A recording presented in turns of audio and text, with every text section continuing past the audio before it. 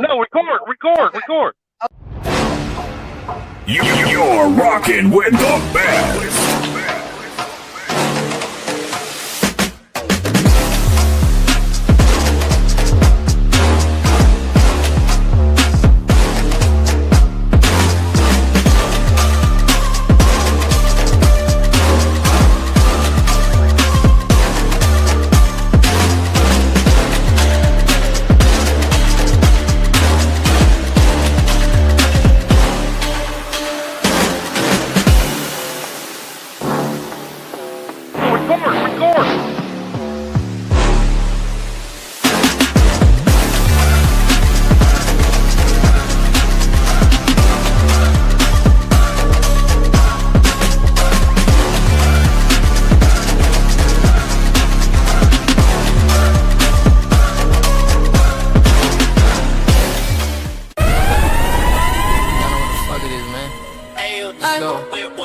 You're rocking with the best. She said, oh, it's really cause of me. I'm like, yes. Diamonds in the cut, I ain't need a medic. Like a brown skin, big booty, yeah. And her name and legacy said, I'm not your girl. Don't call me a legacy, sorry, you right. That's my bad. That shit get tricky when you running out of bands and the crew really like me. I'm the man. I'm like, girl, I'm in the zone. I'm like, girl, leave me alone. We done made it all the way from basement home. So what the fuck do you want? Yeah, like, girl, what you want? I told her do not call my phone. I told her do not call my phone. You're rocking with the best. It's really all on my drip. Hey, we really all in the mix. It's really all in the mix. Yeah. Oh my god, this that. I'm not even at my best. Yeah, I can slow.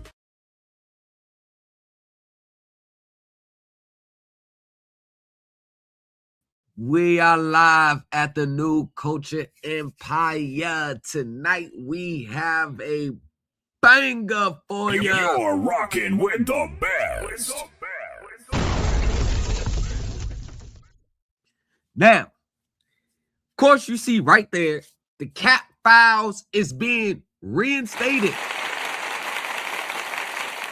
Also, the Patreon is up and running. Please, link is in the description.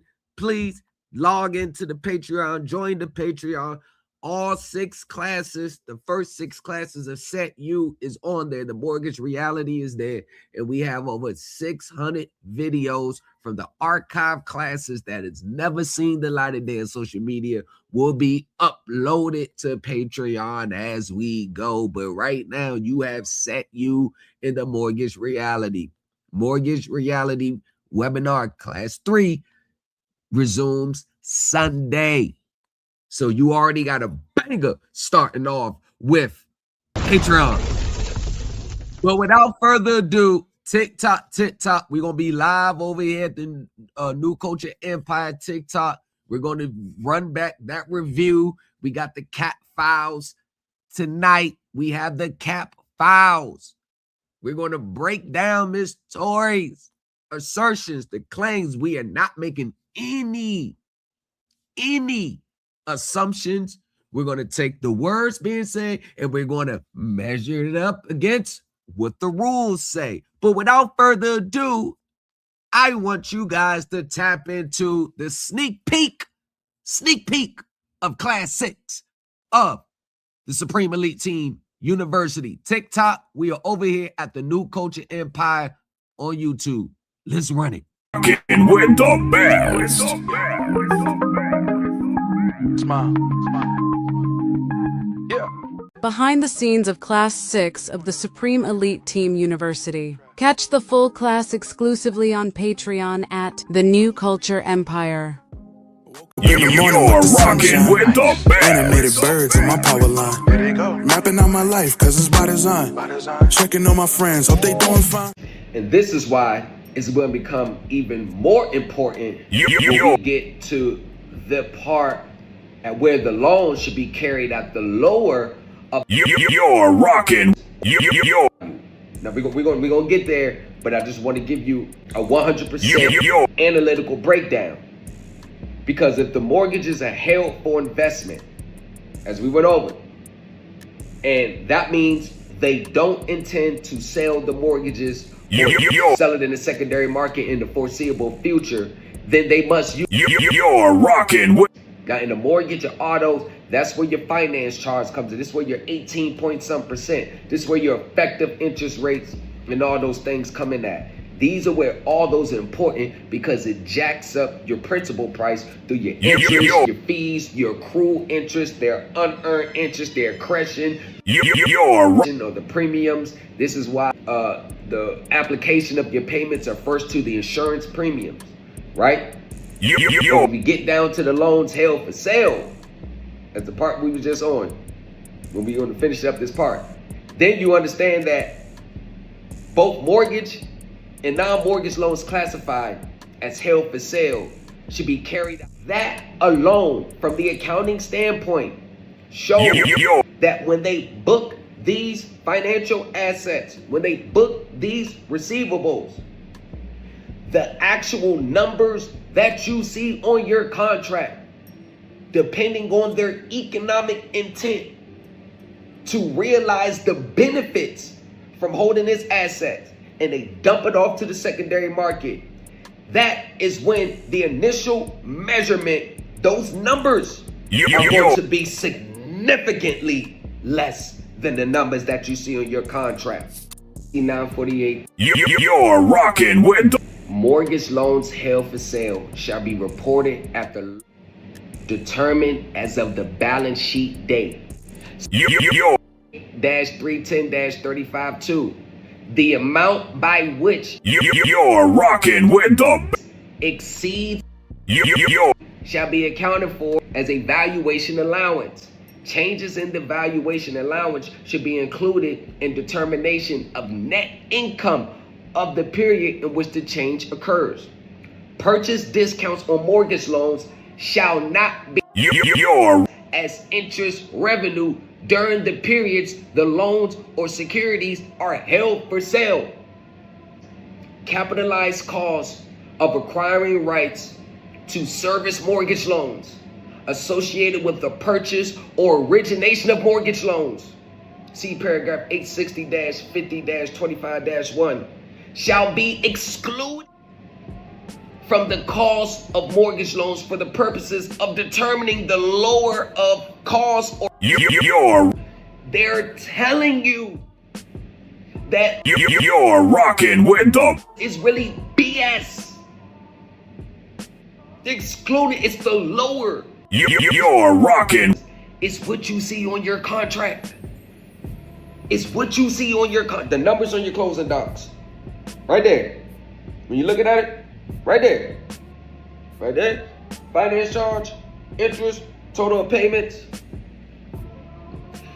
When it gets to the books, it's a totally different story. Because I'm just reading through all these, then I'm going to break it down so you get you're right. what it means from an accounting standpoint. Oh, you know we're going to break it down. We're going to break it down like Chris Jericho.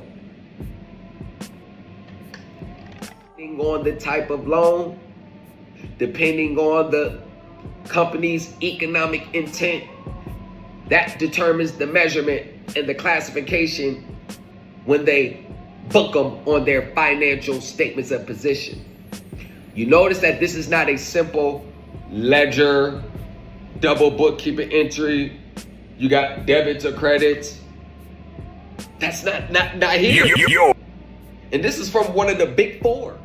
As y'all can see, this class 6 is set U. We're still on the guidance from one of the big four accounting firms. It's not a document you found off Scribd. You don't see that. This is no document here that you found off Scribd. This is not a document that you found on Scribd. Absolutely not. You're rocking with the best.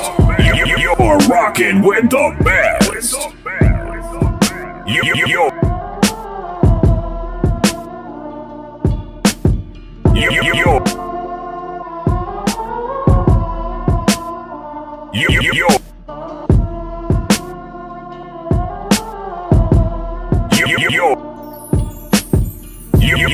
rocking with the best.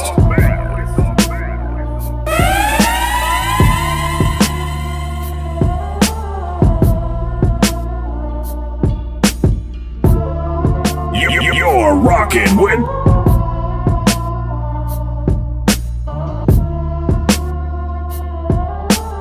You're rocking with.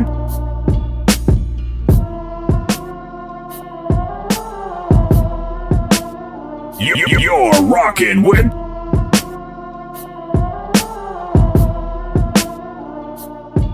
You're rocking with.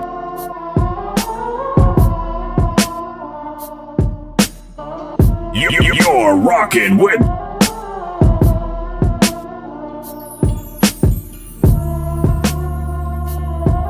You're rocking with.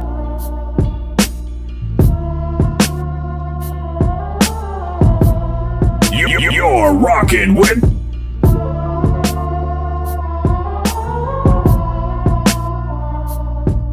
You're rocking with the best.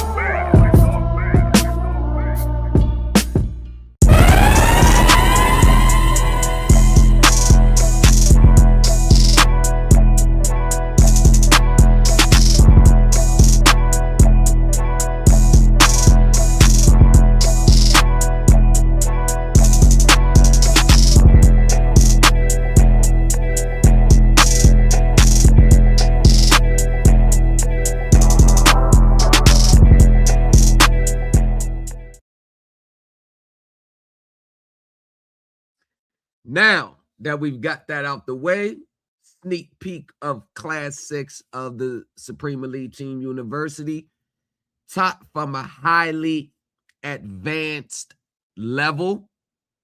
And we are about to get into the actual cap files, because we are starting, as you can see, who's on tap for tonight on the cap files. We're going to break down the webinar. We are going to analyze the assertions made. And we're going to verify if we're the cap in the webinar or is it 100% accurate. So just to give you a little breakdown what we're going to do.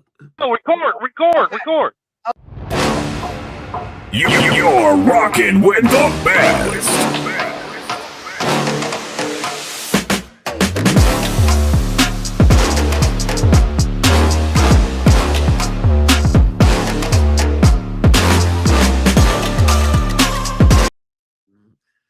Now, before we get started, No, record. before we get started,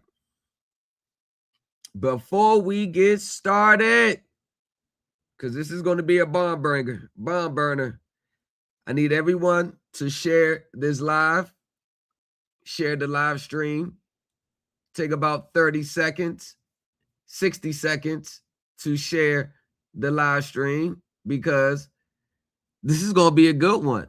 We are live at the New Culture Empire. We are breaking down Tori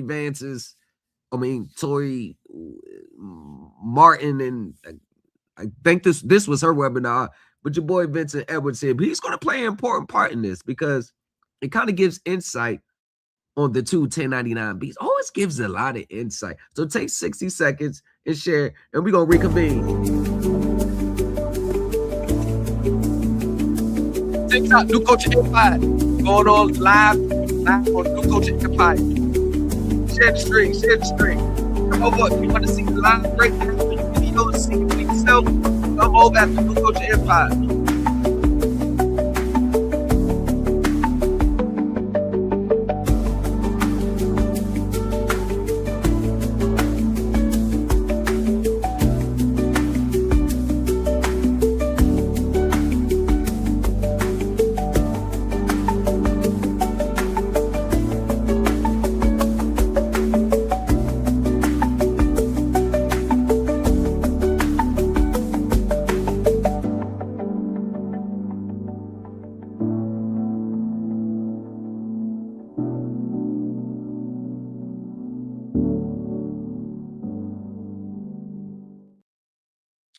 Facebook, Instagram, we are at the New Culture Empire as well.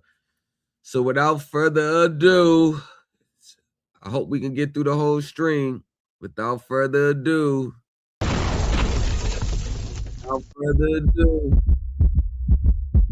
let's get into it. Let me start it from the beginning and let's rock. Doc, I came up. Stop recording. Okay, hold on. No, record. Okay, so I was showing Steve, excuse me, how to take his administrative process and get the clients paid. So I mean, he's telling me that it works for him. And sometimes the First red flag. He's telling me that it works for him.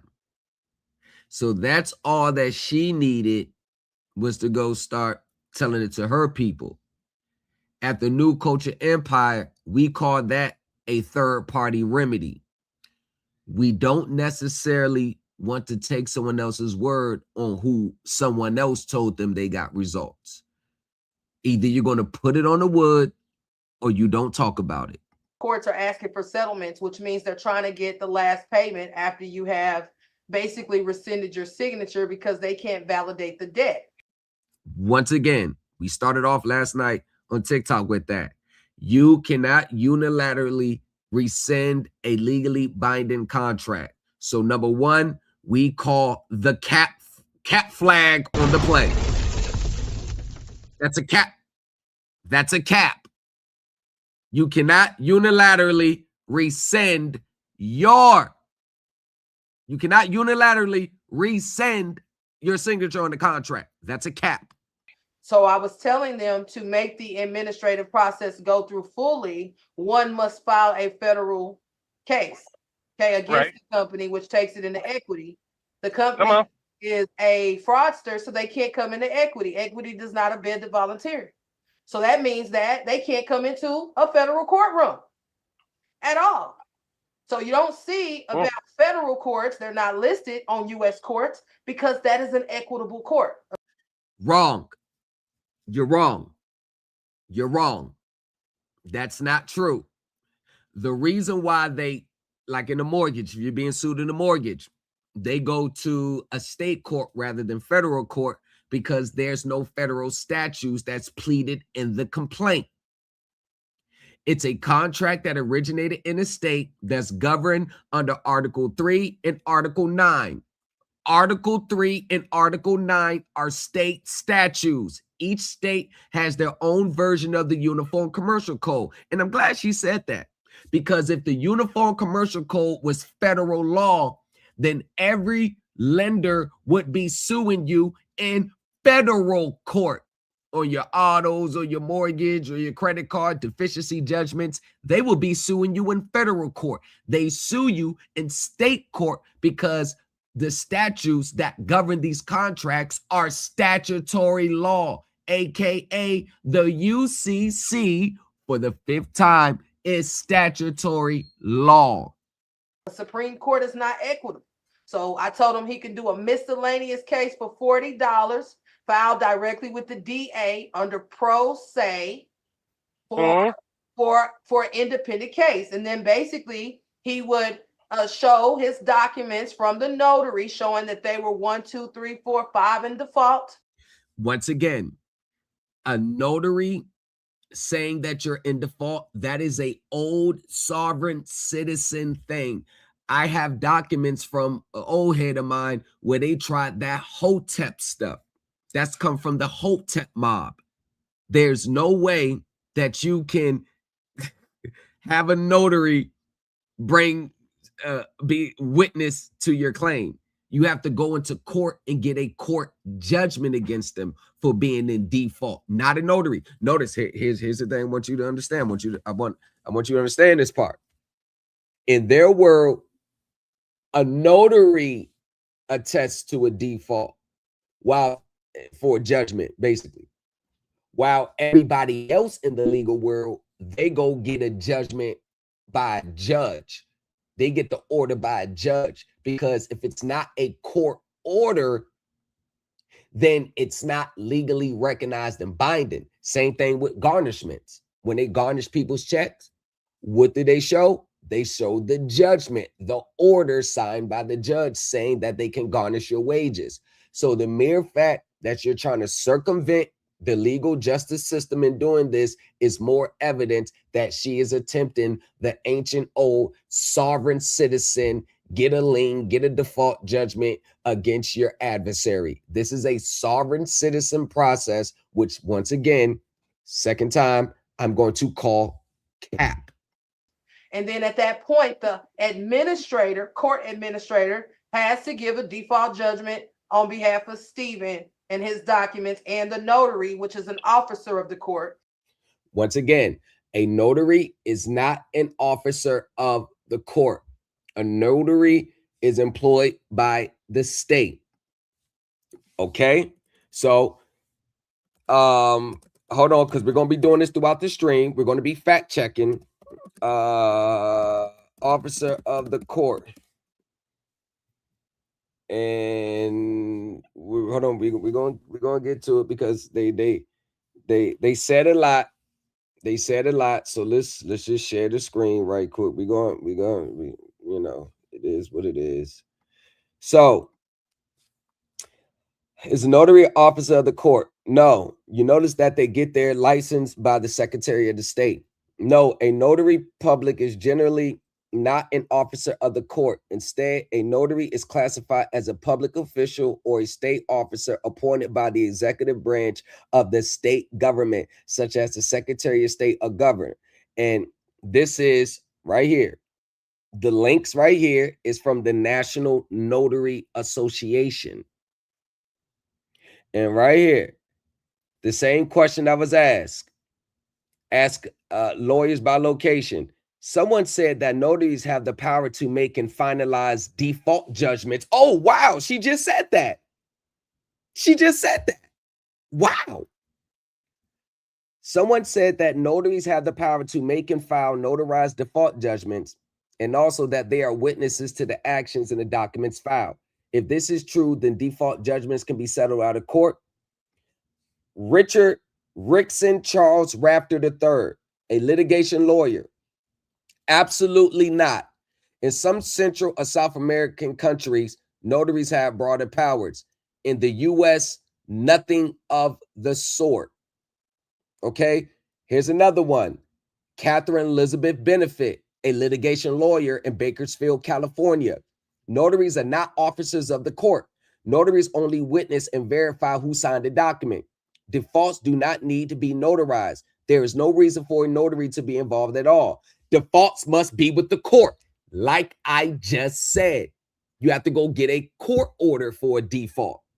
So others have indicated obtain legal advice as soon as possible if you're involved in any way with a default situation.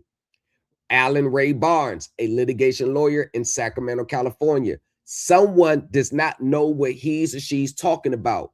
You are being given incorrect information. Please stop taking advice from a non-lawyer and consult a licensed attorney. And we can just go down and down for all the lawyers that responded. Bruce Donald Jaquez Jr., libel, slander lawyer in Vista, California. No, California notaries do not have the authority to make and file default judgments. A notary can attest you're signing a document and is a witness for that purpose only. Default judgments cannot be settled or filed out of court. Good luck. Now, these are lawyers. These are lawyers saying these things. Okay, so let's. Documents are sealed by an officer of the dollars, filed directly with the DA under pro se for independent case. And then basically he would show his documents from the notary showing that they were 1, 2, 3, 4, 5 in default. And then at that point, the administrator, court administrator, has to give a default judgment on behalf of Stephen and his documents, and the notary, which is an officer of the court. So the documents are sealed by an officer of the court. Right there. Right there. Cap on the play. Cap files. This segment is called the cap files. So she's lying. This is incorrect. And notice how she said, someone told me it worked for them, but she has no evidence on the screen that it works because it's a legal impossibility. Cap. So it just needs to be taken through federal so you can get paid. The company will contact you and settle out of court because they can't come into court. That other. Oh, I'm sorry. Okay, so they can't come. Weren't ever asking. So was she? Because this is how it works. So she said settle out of court because they can't come into court. Y'all, she is giving this is what she believes or thinks based on what someone else told her. This is incorrect information. Lawyers just say absolutely not. And you don't have to be a lawyer to know that a notary is appointed by the Secretary of the State. They got their commission. They're just there to verify the identity of who signed the document. That's it. It holds no other water, no other weight, no nothing. So once again, this is what I mean with these social media gurus. They speak from a position of belief and assumptions, and I think this is going on, but they rarely ever have black and white facts to back up what they're saying. Every 3 years, must they report or empty out the accounts? Zero out. Okay. Balancing of the books. So that's why most contracts are 36 months. So with the timeshare, you're on it for, I don't know, for forever because you're paying maintenance every other year. So think about it. If you're paying maintenance every other year, this contract is a long-term contract that's not being reported to the IRS. It's tax evasion. Okay. That's 26 USC 7201. That's a misincorrection of it. That they don't report individual transactions to the IRS. Those it's just like you have a Schedule C. When you file your Schedule C with the IRS, are you reporting every single transaction you conducted with your business? Like if you sold goods, are you reporting that one can? You're taking all your profits minus your income, minus your expenses. And then the remainder is what would be determined if it's taxable or not. She's looking at it that I got to take this one singular contract and report that contract to the IRS. Do you know how much time consuming, how much a burden that is? They aggregate them all on their financial statements. And then they all have what is called a tax receivables account set up with the IRS. So when they file their tax returns based on their financial statements of position, they're going to take their deductions, their depreciations, their losses. It doesn't mean they got to report a singular transaction. This is when you have these gurus giving 100% beliefs and misinterpretations and then passing it off as facts. Tax evasion is required. It pertains to any corporation or business. So when we go into court and they say, oh, well, if you have a case and you're not paying, you're not reporting it, it's tax evasion. Well, it's tax evasion for the courtroom not to report the taxes either. Yep. Absolutely not. You're not in tax court. You are in a regular civil court. That is that is incorrect. And this is another one of those sovereign citizen beliefs where you go into court, let's say it's a mortgage, and you want to bring up tax returns. I have a client, it's on my TikTok, where she was in a mortgage case in Florida. Y'all just seen the video with me helping her in court, staged off 2 foreclosures. The video's posted on YouTube and TikTok. The second or third guru filed some trespass on the property in response to a foreclosure complaint. And they was talking about you didn't file the 1099s against the estate, 1099s. And they got that filing stricken from the record. So another guru has already pushed and sold the same thing she's talking about. And it got stricken from the record. See what I'm saying? Cap files. I'm not tax exempt. So it's all basically a system for them to keep the money hidden inside, right? Remember, it's always a conspiracy. That's their pitch. It's a conspiracy. They're out to get you. They're out to drain you. They get all this money from the Federal Reserve, but they still make you pay. It's all cap, cap, cap, cap, cap. So So when you come in with the federal court, as I showed you on the law, let me put it back up just because it needs to be up there. Hey, I'm not trying to catch you off or anything, but there's a shorter route around this. Now this is the part when you got someone that's taking the class. Now they want to come give their opinions. There's a shorter route. Here we go. Here go Mr. Edwards. You ready? Yeah. Okay, so you have a court case, right? Mm-hmm. We know that they securitized, apothecated, and traded on the stock market, and they didn't report those gains to the IRS, right? They all report them to the IRS. They have tax receivables accounts already with the IRS. It's all being reported. Taxes are being paid. See, this is the assumption that taxes are not being paid. Corporations pay millions and millions and millions and millions of dollars in taxes. If you actually knew accounting and you've seen their financial statements of position, they already have millions of dollars set aside to pay the taxes. So it's not Vincent Edwards, you're wrong. They are paying the taxes, and you would know they're paying taxes if you would look at their balance sheets and you actually understood the words on the balance sheets and know how to break it down. It's not the fact that they're not paying taxes. They are understating their income and overstating their expenses, and they're mischaracterizing items of income. See, this is where CPA, bank examiners, see, they know how to find that and point those things out and discover those. You got to stay away from these social media self-ordained teachers, man. Right? Correct. Okay, so if you got any court case, you order the QSIP number on it, okay? The QSIP number, you know what the QSIP number is, right? Yeah, I get QSIPs. Okay, so if you go on my TikTok, I call QSIPs Global.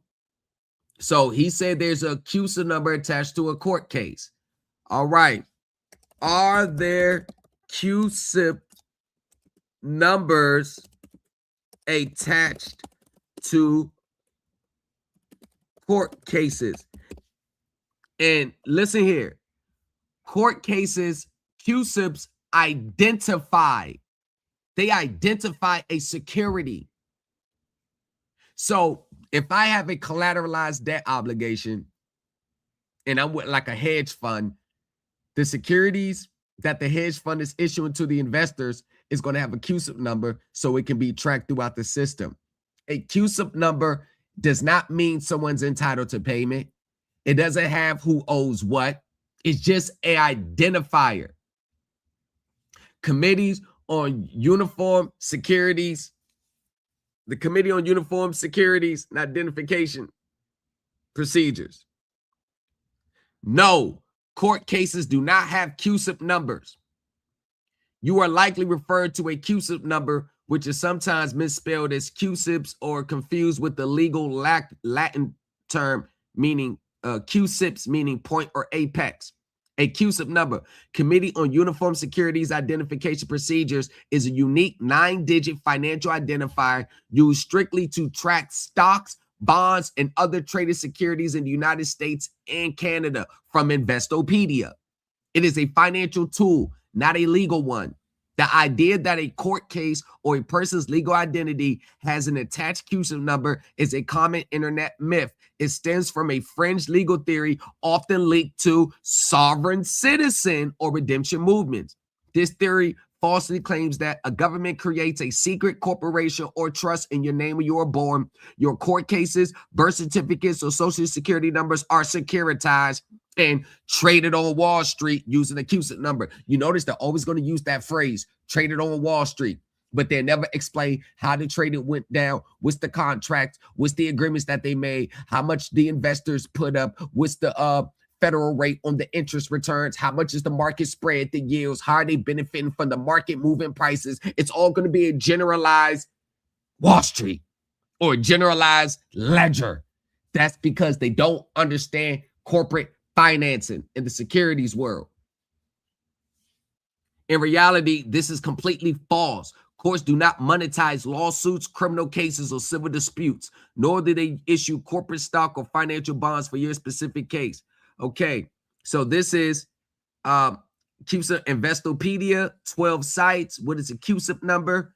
Once again, it's never going to come back to what they are saying. So let me do this. Let me bring this down for a second.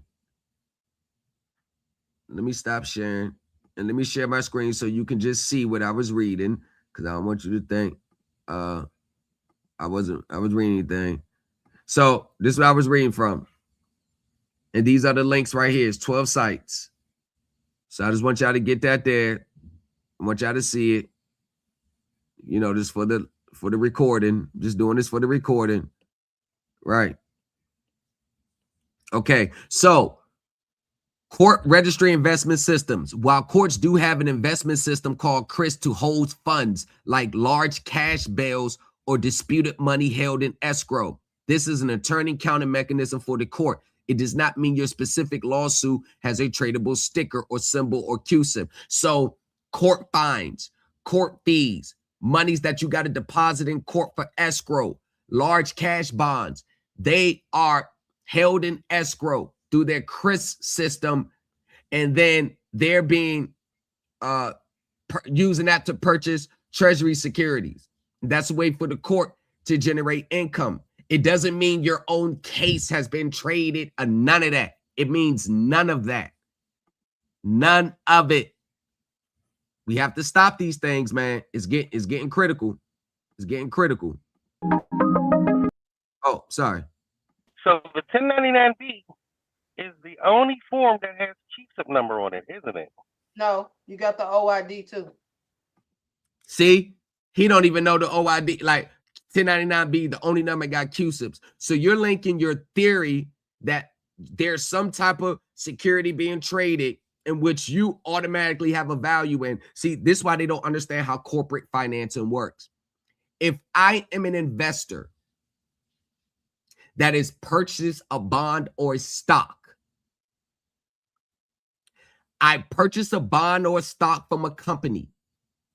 The collateral in which is the security for that bond consists of cash flows, monthly payments from the underlying asset. So the investors is always looking for the other person who is in debt to the underlying asset to perform on the contract, because that's how they get paid. So if you come in talking about, hey, this is mine, I own this and generate it, you don't understand how corporate financing works. That's not how the securities world works either. It's 100% completely made up. It's not even a misinterpretation anymore. It's made up. This is the ancient old sovereign. What did I tell y'all? 98% of these gurus are sovereign citizens. Just because you don't like the name or reject the name doesn't mean your actions and the things that you share at your mouth are not indicative of it. Well, they're pretty much the same thing. So when you do the 10, no, they're not the same thing. Those are two totally distinct forms. One form is for debt instruments purchased and to track the interest rates and to report the interest that from the holder of the debt instrument. 1099B deals with broker form, your brokers. If you purchase and sell securities throughout the year, 1099D is for the whole, 1099 OID is for the holder of the debt instruments. You are not a holder of the debt instrument because you are not an investor. It is what it is. I don't care about beliefs. Oh, no, I learned this way. No. 1099B, you invoke the audit. So here's the thing. What I like to do with court cases is I'll put in a motion to dismiss, right, for securities fraud, along with the affidavit of truth. A motion to dismiss for securities fraud and an affidavit of truth. Typical sovereign citizen lingo. An affidavit of truth in court has no legal validity. A motion to dismiss for securities fraud. Number one, you cannot raise securities fraud because you are not an investor. You are not an investor that's registered with the SEC as an investor.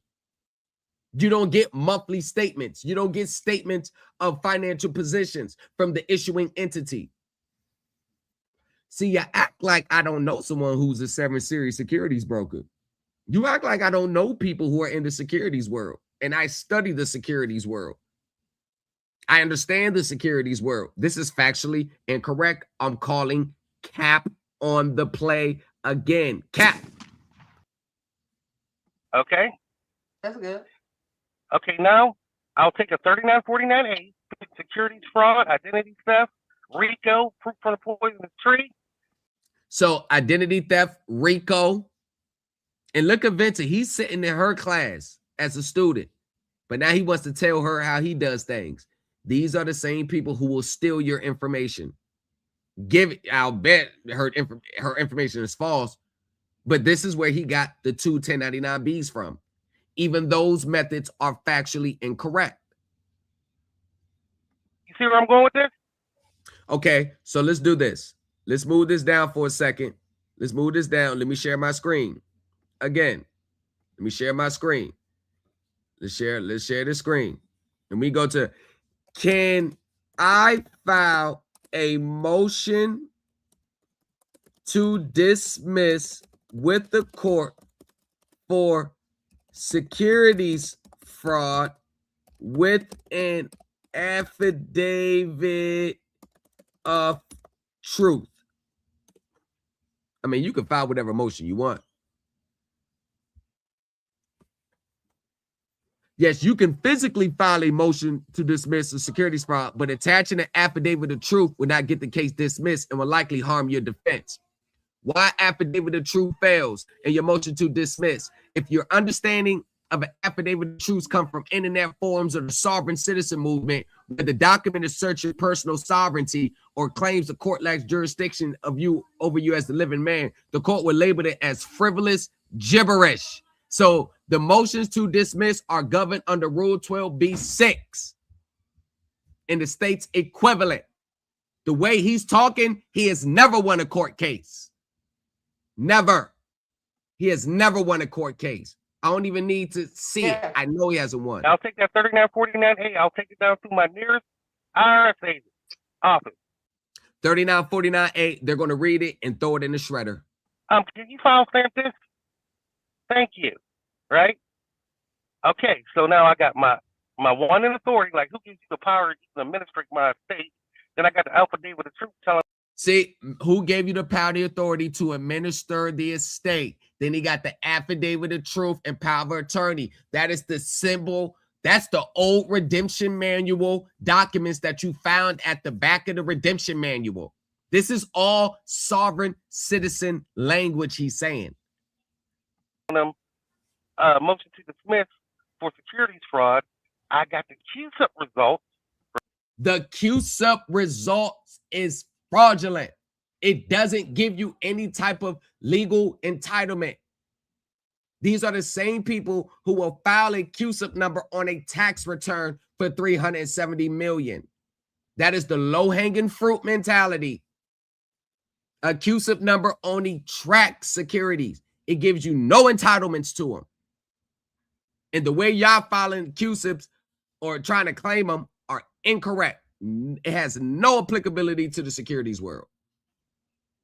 But for everyone that says, yes, it does, show me your millions of dollars that you got from your QSUP number, and then I'll shut up. I've been asking the same question for 4 years. No one still produced it. They'll produce a sovereign citizen document saying that you can, but they don't produce the actual results. Right? In the 3949A. Watch it sink in. Then I do a 1099B, download it with the QSUP results with that number in there. And I put it all in a nice little envelope and send it to the clerk of the court. That is a sovereign citizen process that they've been doing since the 90s.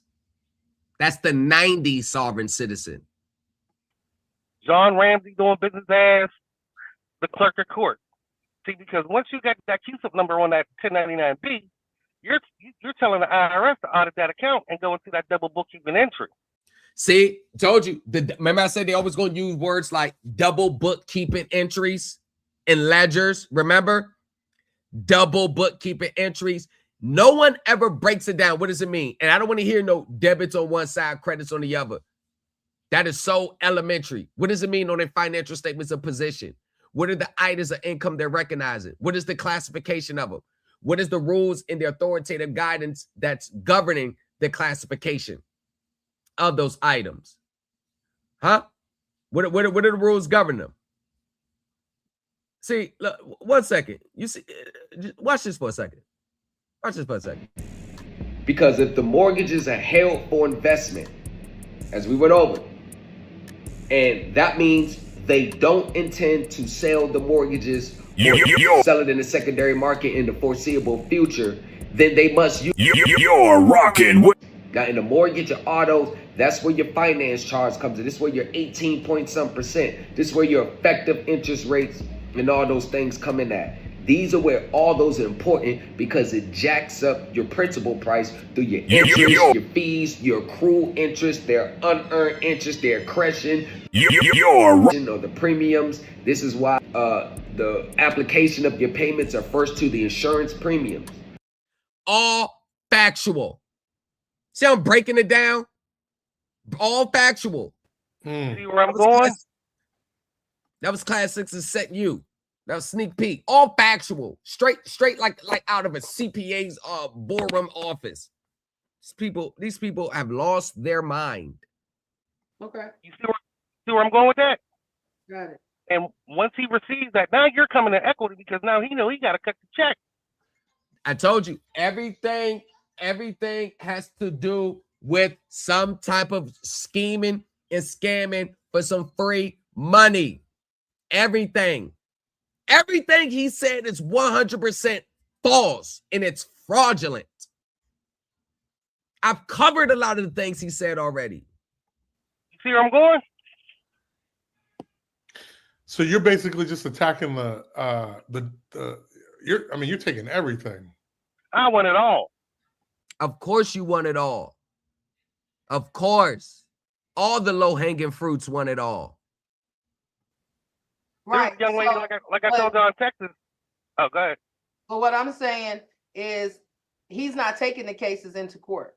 So, I mean, I get what you're saying about a case that exists. Yeah. So if you look at this document right here, this is a 1099-B. This is a 1099-B that was sent to her that's block 1455. That is Cash App.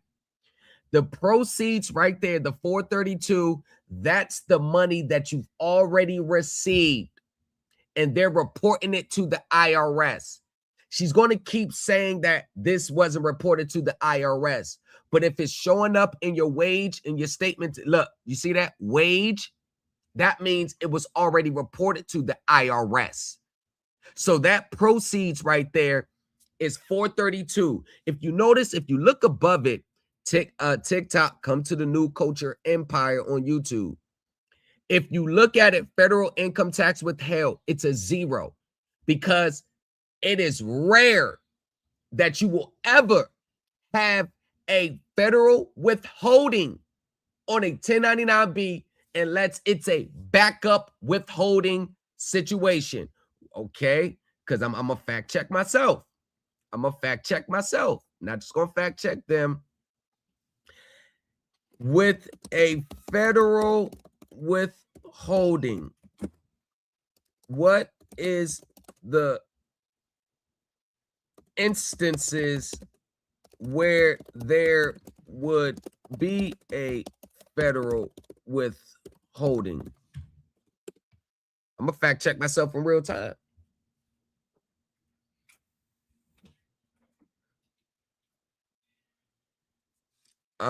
Oh, I'm sorry. I meant on a 1099-B. I'm sorry.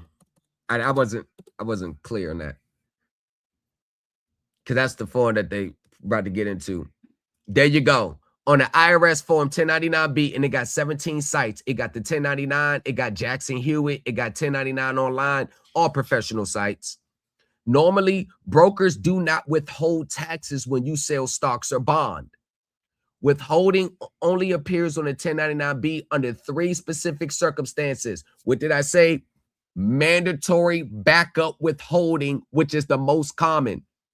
If you're a U.S. citizen or resident alien, your broker withhold 24 flat of your gross sale proceeds if you are subject to backup withholding. And that's always you fail to provide your broker with a social security number, you did not sign the required W-9, or the IRS ordered the broker to start back withholding because you failed to report interest or dividend income on a previous tax return. So when we go back here and we look, if we look here, you notice that there's not no federal income tax return, no federal income tax withheld.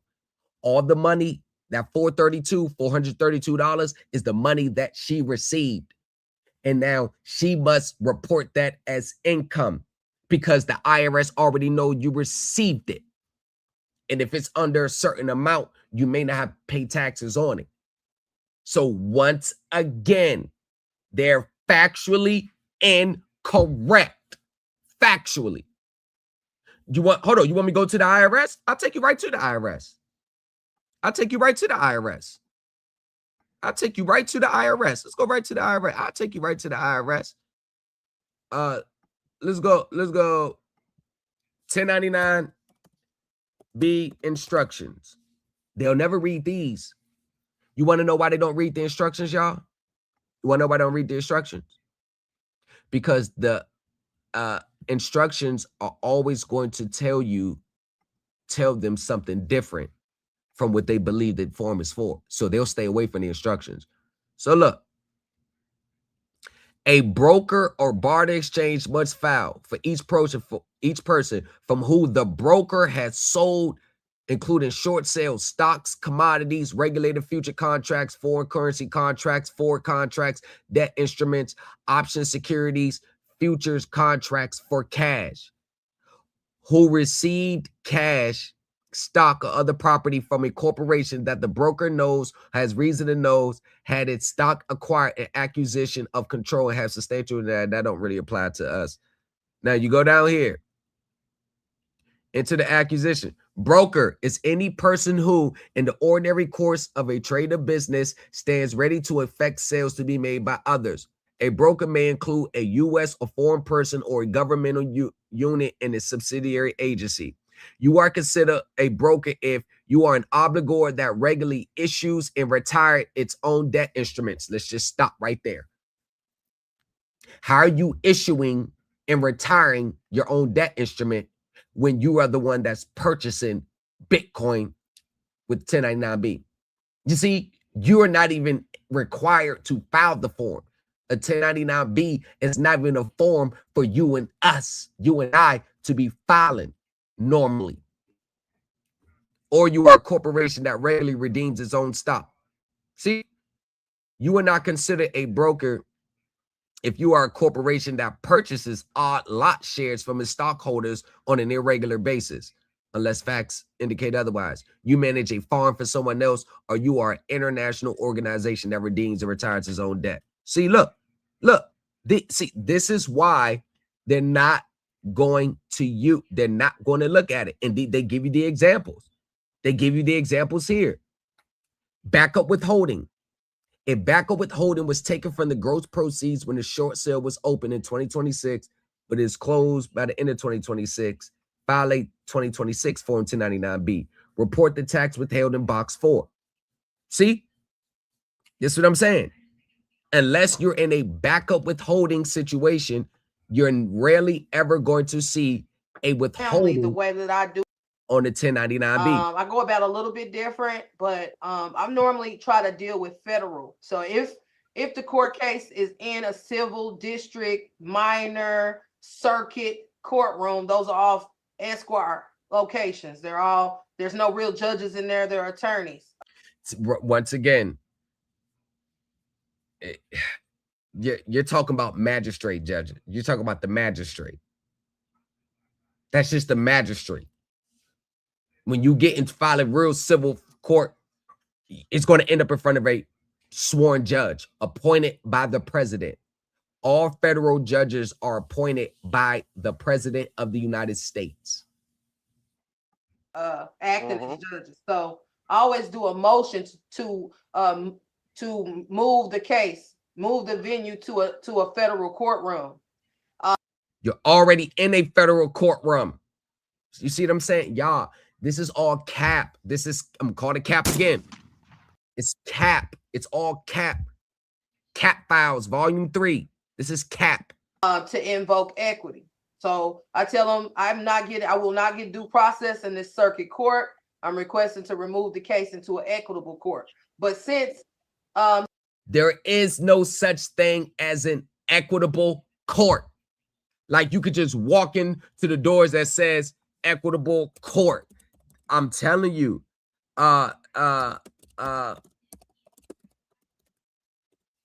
it's mind-boggling how people actually even listen to this crap. Okay. Now, equitable remedies, but there's no actual equity courtroom that you can walk into. Equity is a doctrine that can be applied to prevent one party taking advantage of the other. Equity is a doctrine. It's not a statute. It's not a law. It's more like a doctrine. Principles of equity. They're principles, doctrines. Steve and his clients normally get remedy without taking it into court.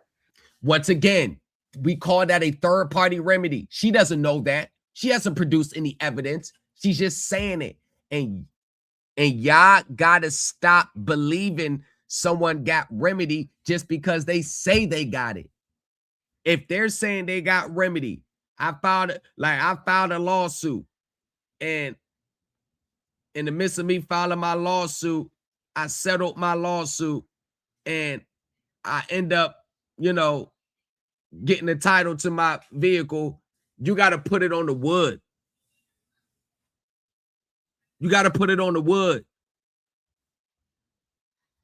See, that's the result of settling my lawsuit. You got to put it on the wood. They'll never do that because they don't got it. I get where you're coming in saying, okay, on the back end, we're going to go ahead and file the 1099-B.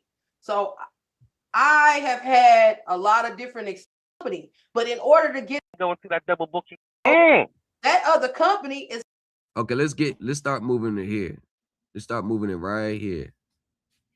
Since Steve and his clients normally get remedy without taking it into court, I get where you're coming in saying, okay, on the back end, we're going to go ahead and file the 1099-B.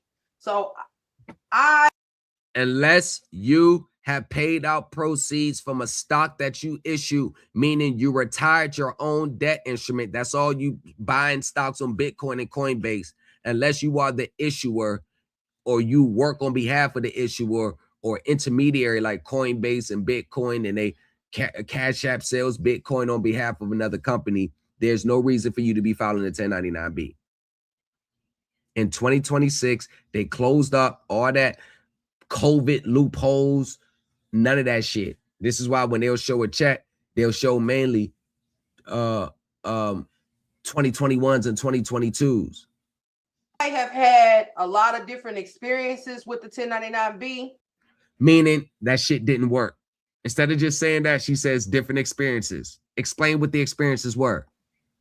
And how it's actually supposed to be filed. So I was going over with Steve, which is what I wanted to show you. I guarantee you it's the 2021 method. Watch. We about to see it now. Okay. In regards to why. Okay, so let's say at the top, you're reporting on the company who got the money. So at the top, the company would be the company, right?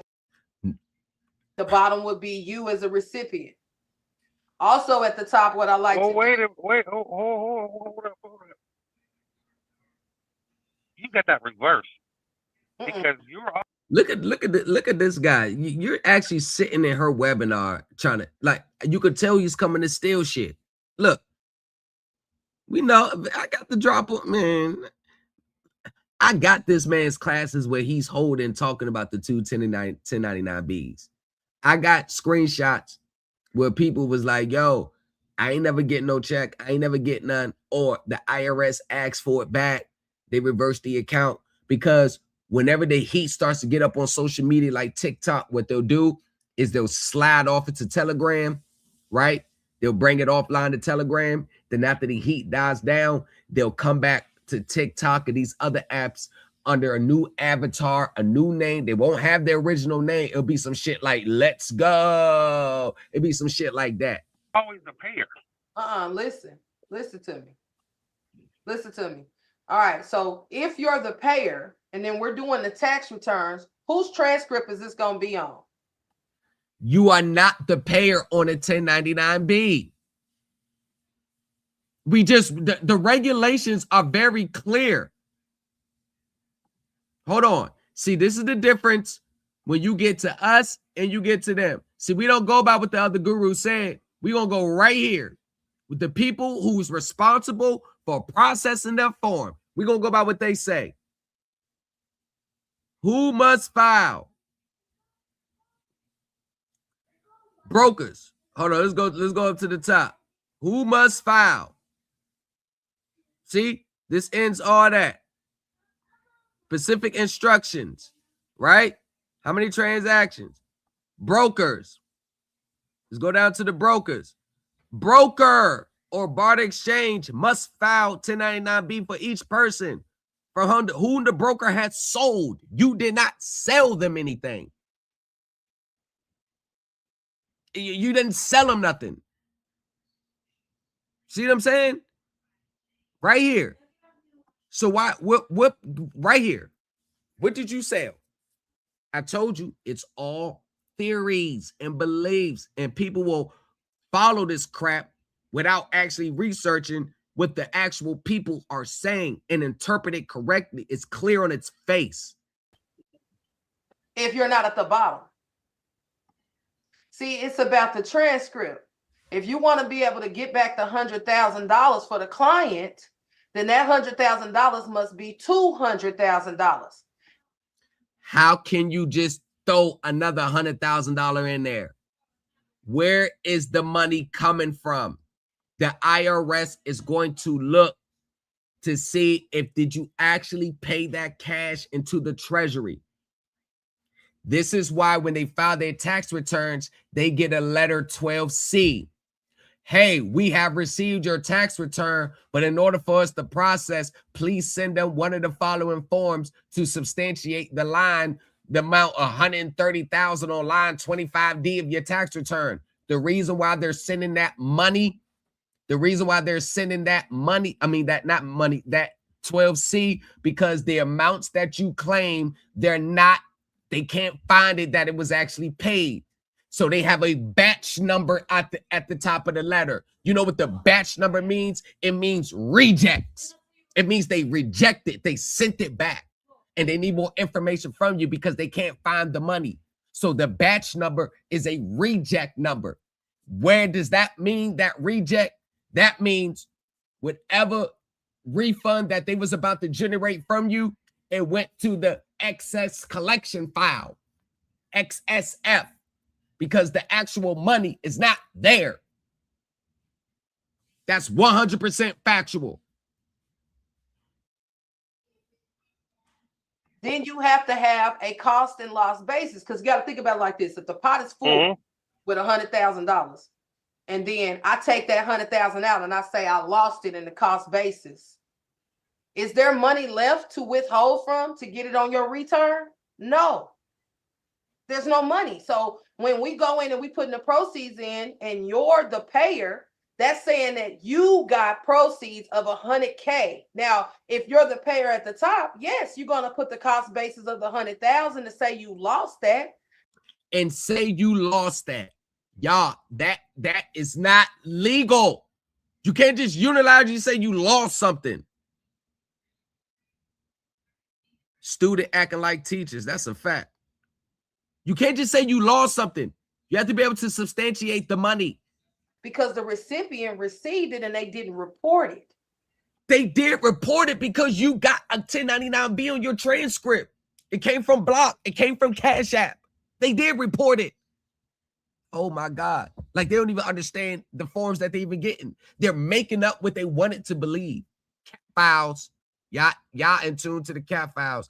If you want to bypass things like this in these complicated webinars, in these feel good, tell you what you want to hear webinars. Don't miss out on this opportunity to litigate like a seasoned professional. Join the Supreme Elite Team University. Thomas in the lobby, folded thicker than a skyline. Credit acceptance on a resume with stories in the fine lines. So then you go back and you do the second 1099 and you withhold money from that same amount. Okay, bam. I'm glad you said it. I'm glad you said it. I'm glad you said it. I'm glad you said it, girl. So let's go down to the instances where a withholding is appropriate on a 1099-B. Right here. Right here. Backup withholding. As a matter of fact, let's do this. Let's do this. 1099-B instructions PDF. Let's go right here. 1099-B instructions. So let's go to the backup withholding. See, they're never going to consult these forms, just like I was on a panel with Vincent Edwards. And like, Vincent, what's the regulations that govern forms 1099-B? Hey, John, you was there. Hey, John, yeah, hey, I know, Vincent, I'm asking you.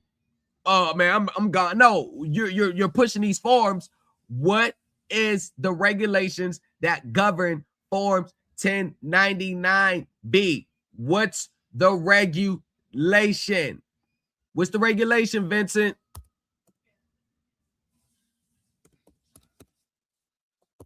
What's the regulations? What's the regulations?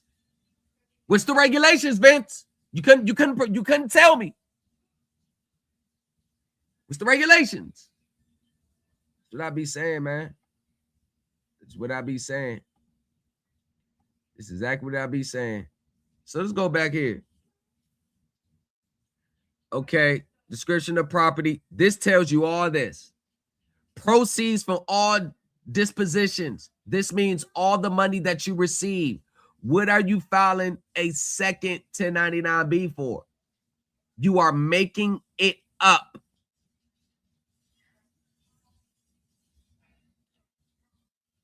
Hold on, let me go back up to the top. To the backup withholding, because she just talked about doing the withholding. Let's go to the back. Let's go back up to the top and look at the backup withholding, because that's going to determine whether is what she's saying legit or not.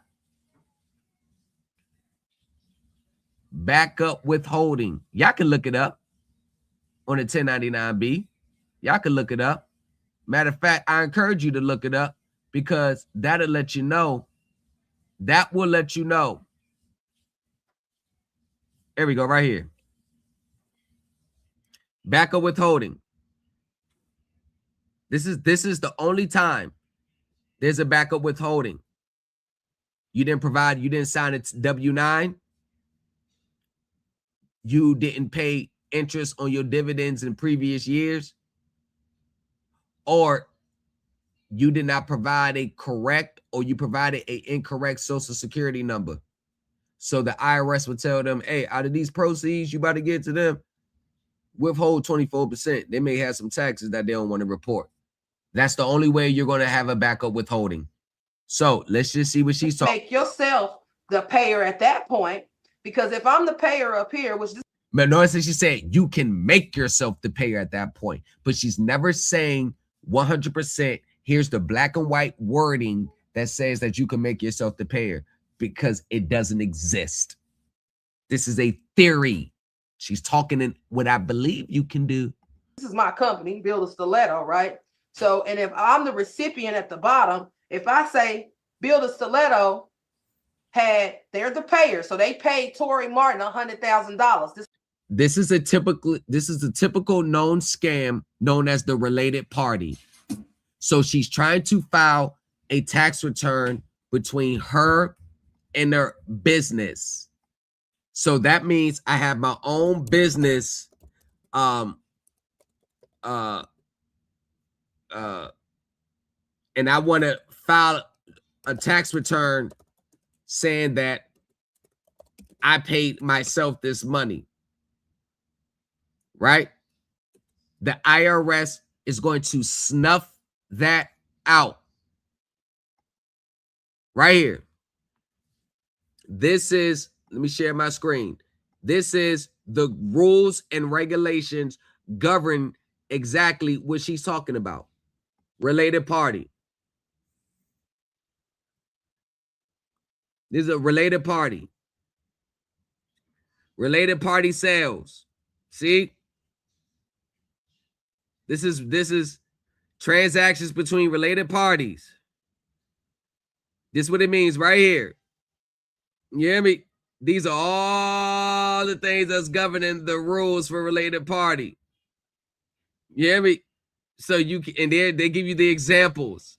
None of the examples is what she's talking about, though. This is what's governing the related party. I wonder why she didn't bring this up.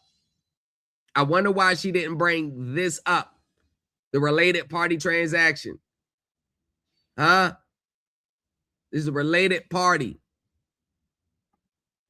This is what this is right here. And they got the tax implications dealing with all here. Look at this right here. Tax advisor. Losses on sales or exchanges of property made directly or indirectly between related parties are disallowed. So what is she saying? Hold on. Let's go back to what she about to say. Let me back it up. Right here. $100,000. And then let me go. Wait, hold on. Let me go back. It's about right here. Wait, hold up. You got that reversed because you're always the payer. Listen to me. Listen to me. Pay attention. All right. So if you're the payer and then we're doing the tax returns, whose transcript is this going to be on? If you're not at the bottom. See, it's about the transcript. If you want to be able to get back the $100,000 for the client, then that $100,000 must be $200,000. Right there. Can you explain why it's 200,000? Then you have to have a cost and loss basis, because you got to think about it like this. If the pot is full with $100,000, and then I take that $100,000 out and I say I lost it in the cost basis. Lost it in the cost basis. Okay. I'm glad you said that. Let's go. Losses on sales or exchanges of property made directly or indirectly between related parties are disallowed.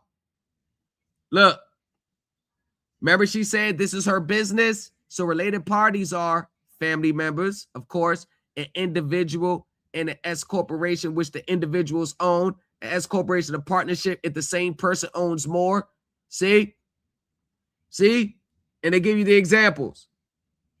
See? You are a related party. You're doing a transaction between yourself or a family member. That's how the IRS looks at it. You can't take no losses. You can't recoup no credits. You can't claim no $100,000 on the money being lost. See? Yeah, we breaking you down. Is there money left to withhold from to get it on your return? No. There's no money. So when we go in and we put the proceeds in and you're the payer, that's saying that you got proceeds of $100K. Now, if you're the payer at the top, yes, you're going to put the cost basis of the $100,000 to say you lost that because. Hold on. These are her words. These are her words. Let's go back here. Let's go back here for a second. I just want you to see it right there. Right there. Said she lost it, right? See that? See? Told you. Everything they're saying, when you put it under the regulatory or the legal lens, the recipient received it and they didn't report it. The IRS and the legal lens, they're always saying something different from what they believe. So then you go back and you do the second 1099 and you withhold money from that same amount. You can make yourself the payer at that point, because if I'm the payer up here, which this is my company, Build a Stiletto, right?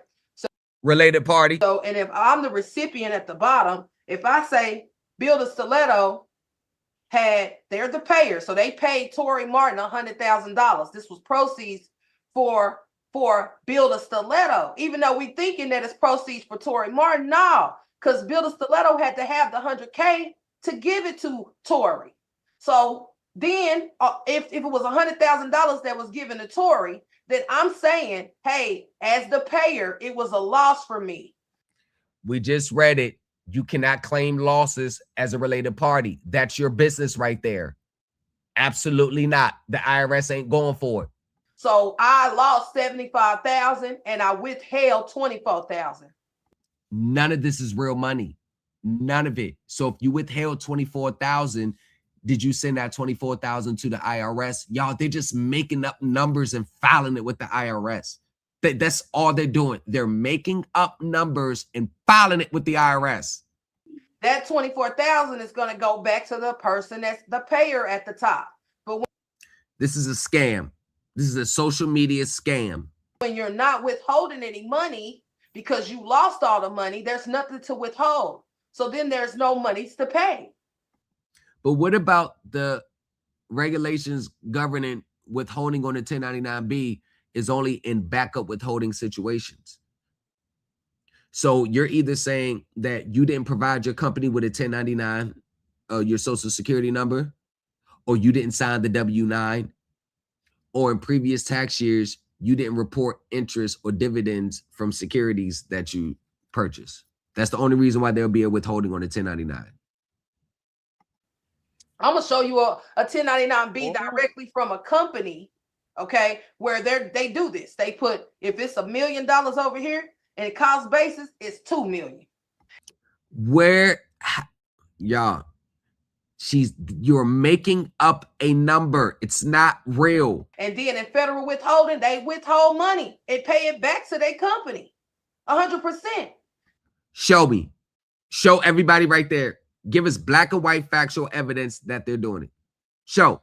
Second, the 8949 box is for you to report your short-term transaction. If it was reported to the IRS. So if you're the payer at the top, then yeah, you're going to put A there because you're the reporter. You're saying, I'm reporting this to the IRS. But let's say you're doing it on a company that never gave you a 1099B. So then you're going to put X. Because I don't know. I don't know where the stocks are. I don't know where they're being held. I don't know how long they've been trading. But here's the date that I closed, which will be the closing date of the mortgage. Let's say it was 4/31/21. Well, we know 60 days later, they sold the debt to another company. Okay, exactly. 100% wrong. Now you're saying mortgage. Now you in my world now. Now you in my world. You're in my world. You're rocking with the best. You're in my world now. Number one, they don't sell mortgages to another company. You have this debt buyer, third-party credit card debt buyer mentality. They don't sell mortgages to another company. They pledge the underlying receivables as collateral for the trust to back the issuance of their trust notes. And they have agreements with the investors for that to take place. I mean, I have set you up right now, breaking all of it down. The mortgage reality class, breaking it all the way down. They don't sell it to another company because there are restrictions on the sales and the transfers, because the actual mortgages is the collateral for the trust. So no, they're not selling it to another company. You're factually incorrect right there. And if you want to go balance sheet, if you want to go thousands and thousands of filings, we can break it down. You won't win this argument, lady. So that other company is not even in here. You don't even know about them. So is this an ordinary debt? No. Is it a long-term gain or Because you actually think that they're selling your mortgage to them. They're not selling your mortgage to them. Just talked about it I just talked about it here, right? When we get down to the loans held for sale, just talked about it in there. It's a long-term loss. It's not, because there's no transaction between you and the person who purchased the debt. Not on the face. That's not how the IRS is going to look at it. And number two, your mortgage is not being sold. Your mortgage note is a evidence of indebtedness that you owe. The financial asset that's created from that evidence of indebtedness is what they call the receivables. And I know they're going to steal my talking points now, because they all do. And it's that. It's not even the note itself that's the big issue. The value is their right to receive payment under the note, meaning the underlying cash flows, meaning the principal interest payments that you make under the note. That's what they're pledging. So the note mortgage is not being sold. See, this is the literal interpretation. They don't understand corporate finance. They think the actual note is being sold. The whole mortgage, they think that's being sold. They all think it. You're rocking with the best. And none of them can refute me. None of them. None of them can refute me. None of them. Nobody in this space can refute me on this. The only ones, you got to be a professional. Those are the only people. Because a mortgage is either 36 years or longer. A mortgage is 36 years or longer. This should be easy. This should be easy.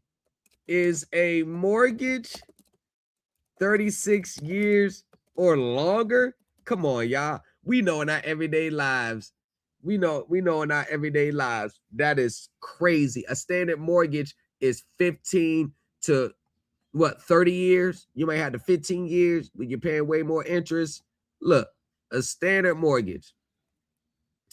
No, standard mortgages are not 36 years or longer. Typical length, most residential mortgage lasts for 15 to 30 years. Maximum standard, the traditional amount for a conditional loan is 30 years. Huh? Y'all know that. I got about 200 mortgage closing documents from people. None of it ever said 36 years. It was gross proceeds, right? For Builder Stiletto. Because the bottom person is just the recipient. So the main two boxes down here is box 13, and then depending on the situation. So if it's a mortgage, it's going to be unrealized profit or loss on open contracts if it's open, meaning open-ended credit. So if it's a mortgage, it's an open-ended credit. Once again, factually incorrect. A mortgage is not an open-ended credit. An open-ended credit is a credit card or a HELOC. Home equity line of credit. A mortgage is a closed-end credit. Yo, who is sitting in this life? They will never have people like me in their lives. Is a mortgage an open-ended credit? They would never have people like me in their lives. No, a mortgage is not an open-end credit. It is a closed-end credit agreement. The only exception, HELOCs, home equity lines of credit. I told you this shit is easy. These gurus make this shit easy. They're constantly retrading that security over and over and over and over. No, they're not, because they have agreements in place to restrict it. Because the underlying collateral, that has to be shielded from creditors in case the lender goes into bankruptcy. So they have to be bankruptcy remote. This is why they establish bankruptcy remote entity. Oh, they have no clue about the secondary market. You're rocking with the best. No, now I can see why she kicked me out of her live. When someone sent me the link talking about people got remedy under the birth certificate. Lying like shit. You're rocking with. And she was supposed to debate me October of last year. Had someone set it up. We agreed on the time, and then she backed out. She must have watched my videos. And over, they're gonna sell it. If you start asking questions, they're gonna sell it to another company. If you start asking questions, they're going to sell it to another company. You are lying. Now you're lying. They wouldn't give two fat fucks if you had questions. There are agreements in place that's governing their agreements with the investors in the warehouse lines of credit facilities. They don't give two fat fucks about you or me. Just lying. It's myself. So then down here, $120,000. I said adjusted gross income would be the $380,000 because that's what I paid in, the 120 less. So look at here. Look at this. So this is what she filed, right? Her tax return. So look at here. Her adjusted gross income per the computer is $380,000, right? She filed something with adjustments for $120,000. It's per the computer. Standard deduction for the computer is $12,550. Look now. Look at her taxable income. Look, $367,000. Now look here. Positive income per computer, $500,000.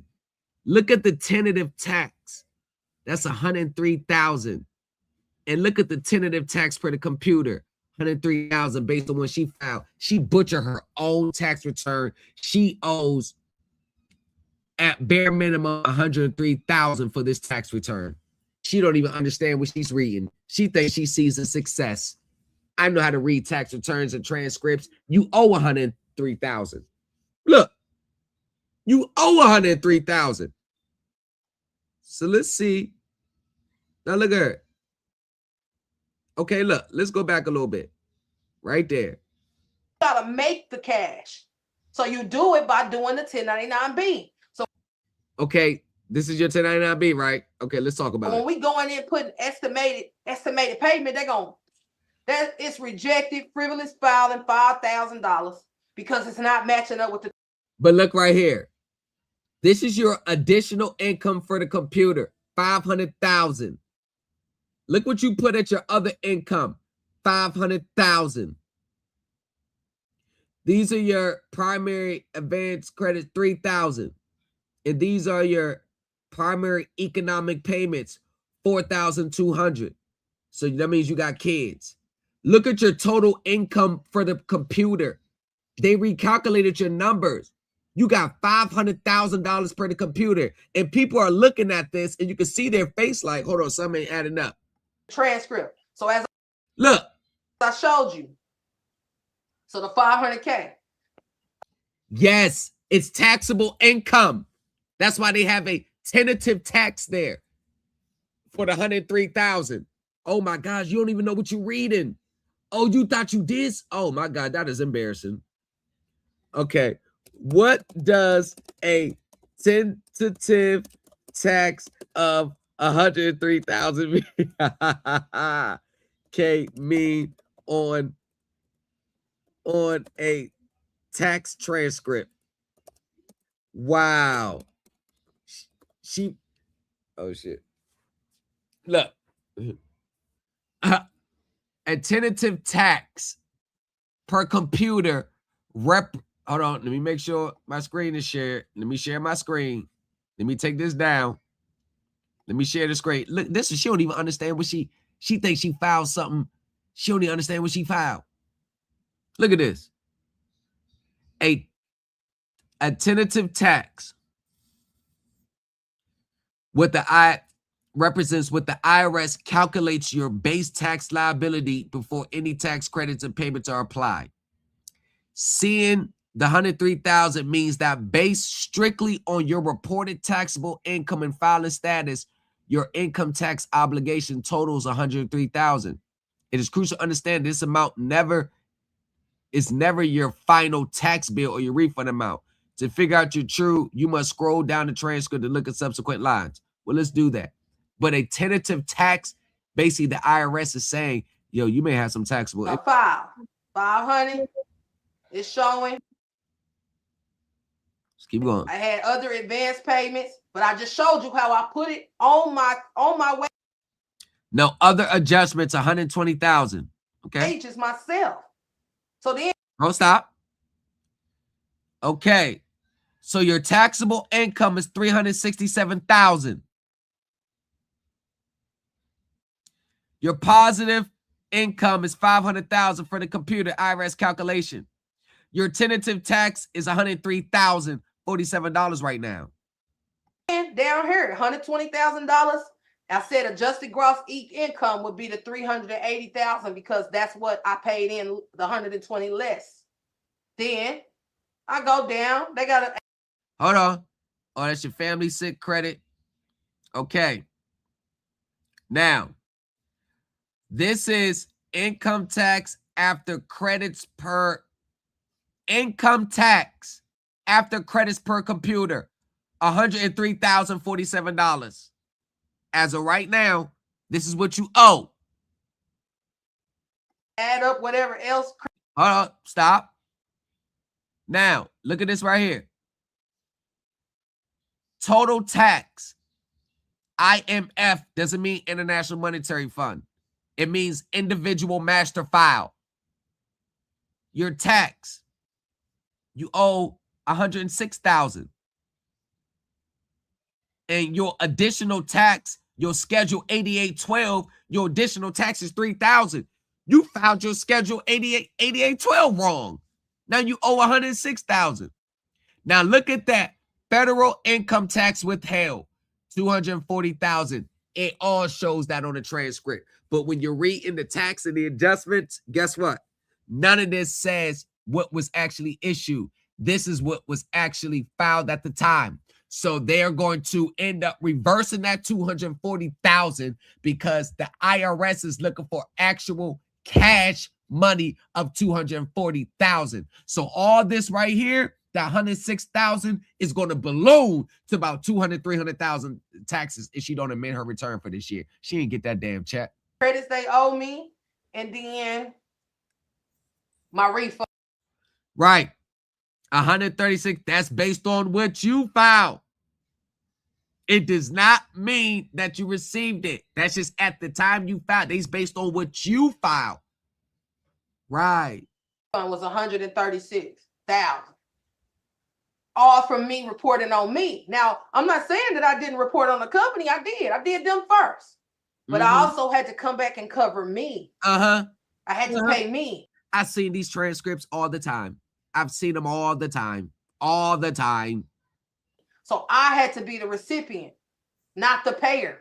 And or if I wanted to hold money back, I had to say, now, let's say you put the company at the top, let's say timeshare company, and then you put yourself at the bottom. And let's say the timeshare was $100,000. Okay. Let's move along. Let's move along. She said the IRS is contacting her because they want supporting documents for anything if I can help her add to the list. Hold on. You just withheld $100K. That's how you're going to get the money back. No, you're not. No, you're not. No, you're not. You're going to get your money back if $100,000 was actually paid into the treasury. Okay, so let's go.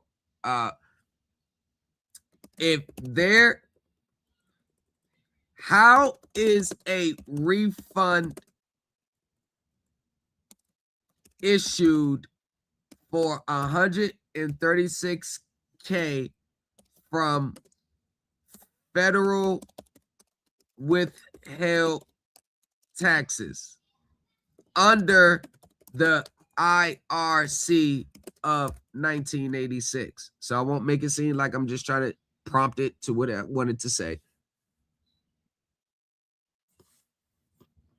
The IRS issues a $136,000 refund for excess federal withheld taxes through either a direct deposit or not issued. No. Because 136,000 refund check is substantially large, it triggers mandatory institutional safeguards before release.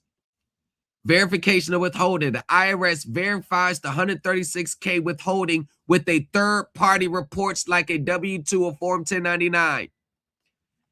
The return undergoes automated screening via the IRS electronic fraud detection system.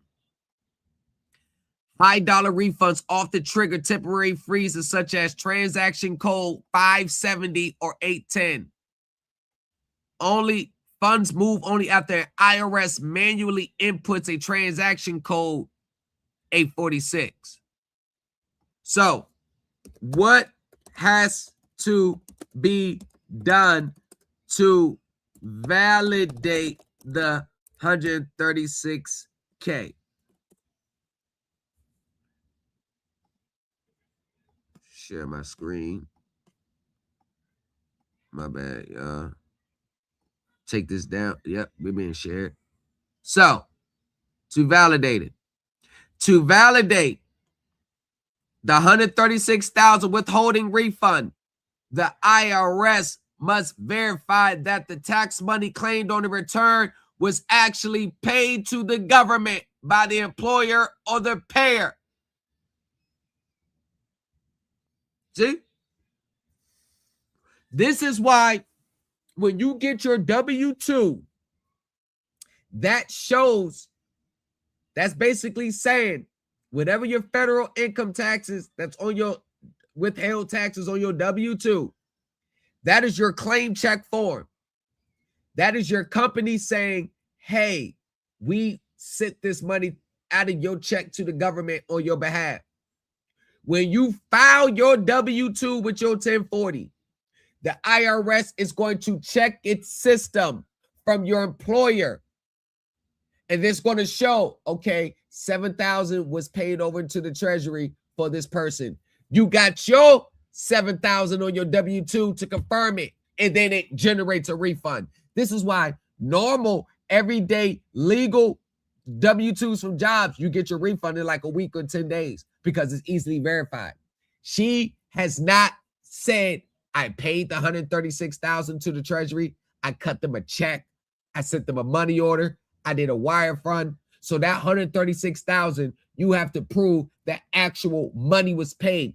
And every time I ask these gurus that question, how did you pay? Did you actually pay that cash money to the Treasury? They'll say some stupid shit like, there's no money. Some stupid shit like that. There's no money.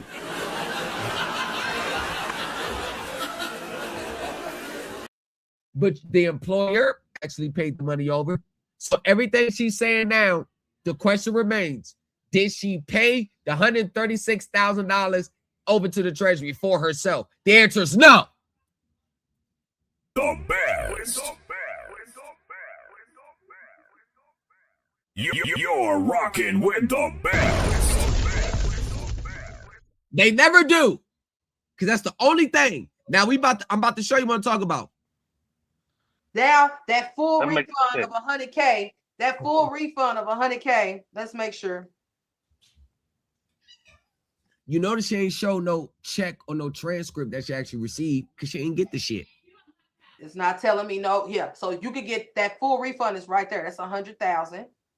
And now you get that full 100,000 back, but you do get that the proceeds must be much. It must be maxed.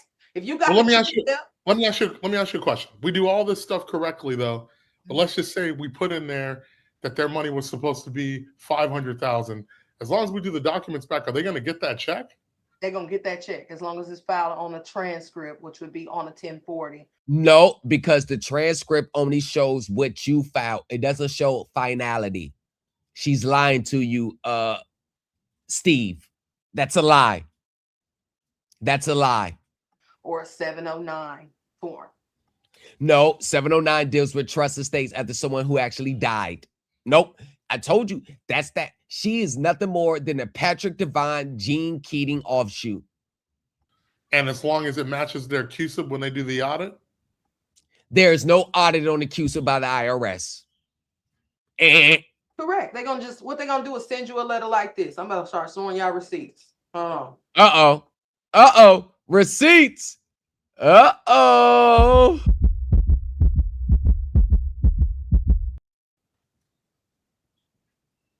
You better not pull out that Form 12C. And now, is it also true though that they could, once they get done doing the audit, they could be entitled to more money on the OID? Correct.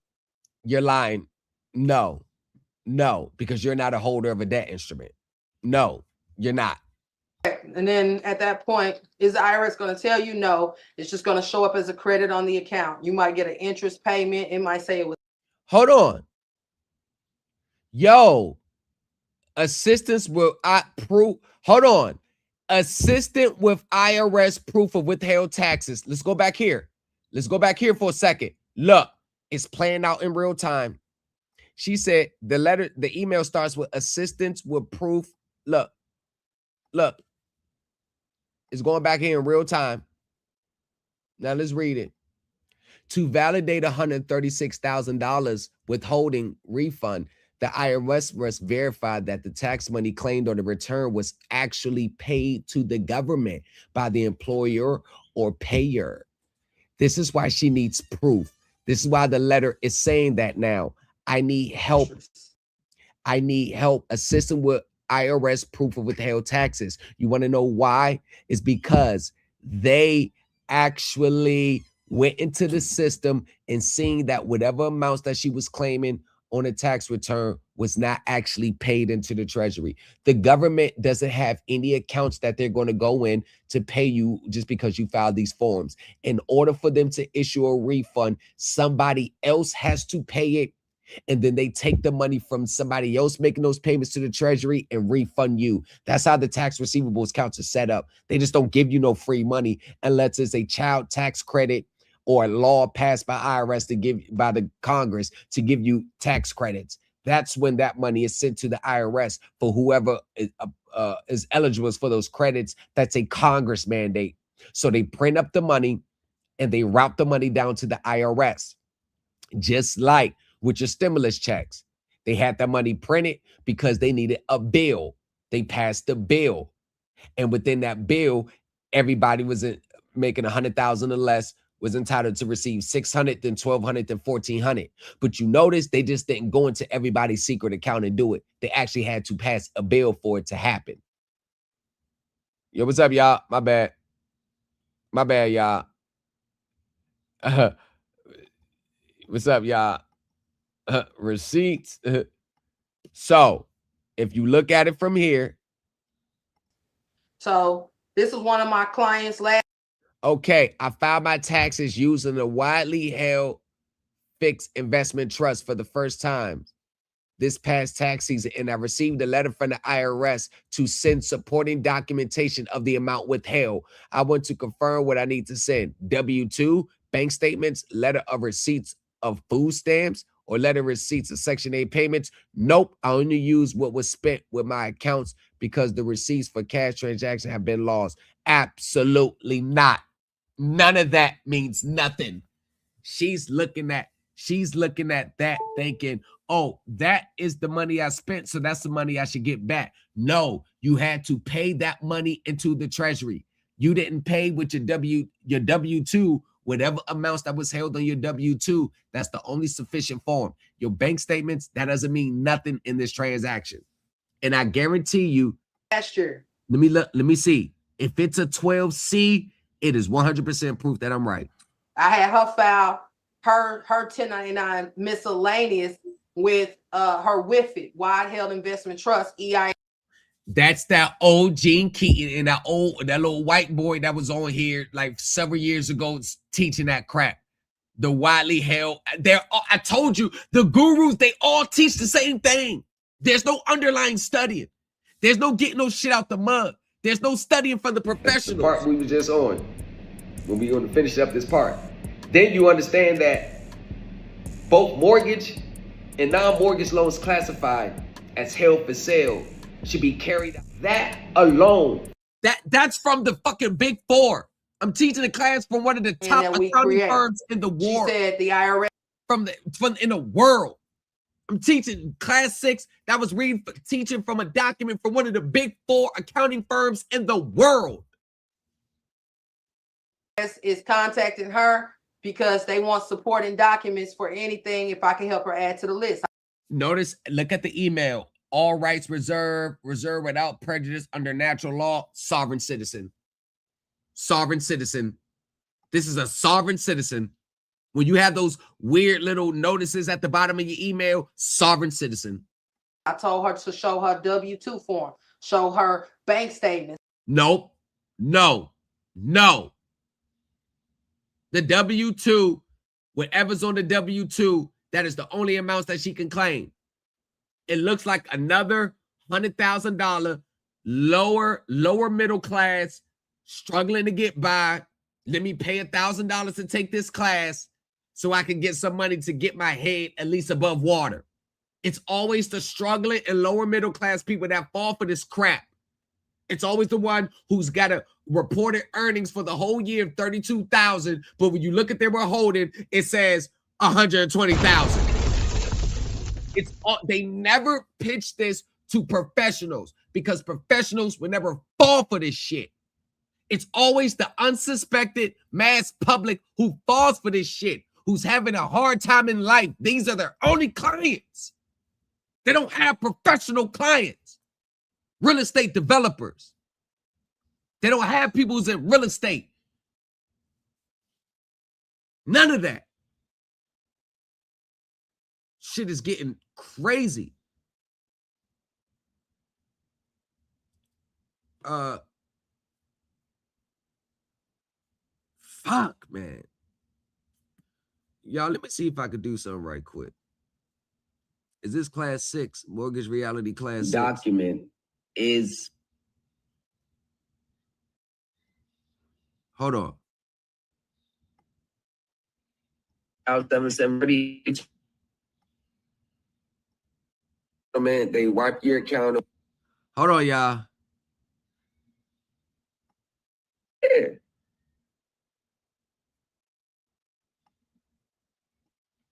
See if I can get them. Principal interest as opposed to return liabilities. On tap is.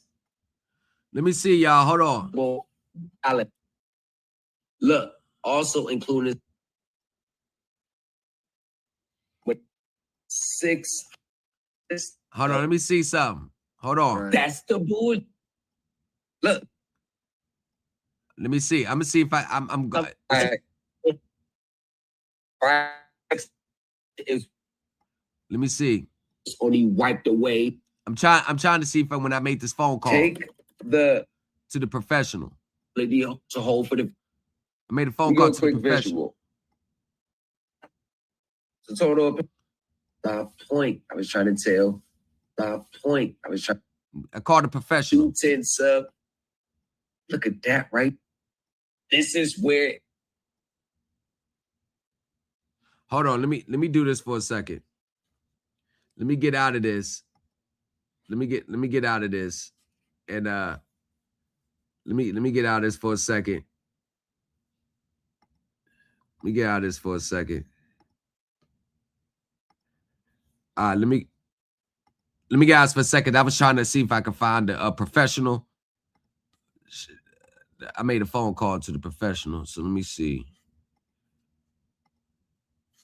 Let me see. You talking about this right here, ain't you? Guinea man? Okay. Let me see. Or personalized endorsement. Endorsement. And the. Let me see. Call the professional. But I'm telling you now. Where did I call him at? On track amount. I called him right in here. Agriculture, VA, and all that. With a holding company, because previously criteria that they're talking about Orson Blake. Look at all these forms. Then I had a book as packed if it was maintained cards, automobile loans, all see other that? loans. See what I'm teaching from? OZ. I called a professional. Hold on. He describes the same they've established a now on times is the fair play. You can't always what I called a professional. Hold on. I want y'all to see this. Under section 7 store. Underlines what respect. I called the professional live in here. Let me see. Balance sheet. What is it? I called him. Not going up. These there we go right here. Everything is there we go right here. So to appreciate the things in a term they put the and with the IRS related to 1 second. All right. This is me on the phone with the professional. This person processes the payments to the investors. Works for Fannie Mae, Ginnie Mae, works for them. This is the deep level who I'm connected with.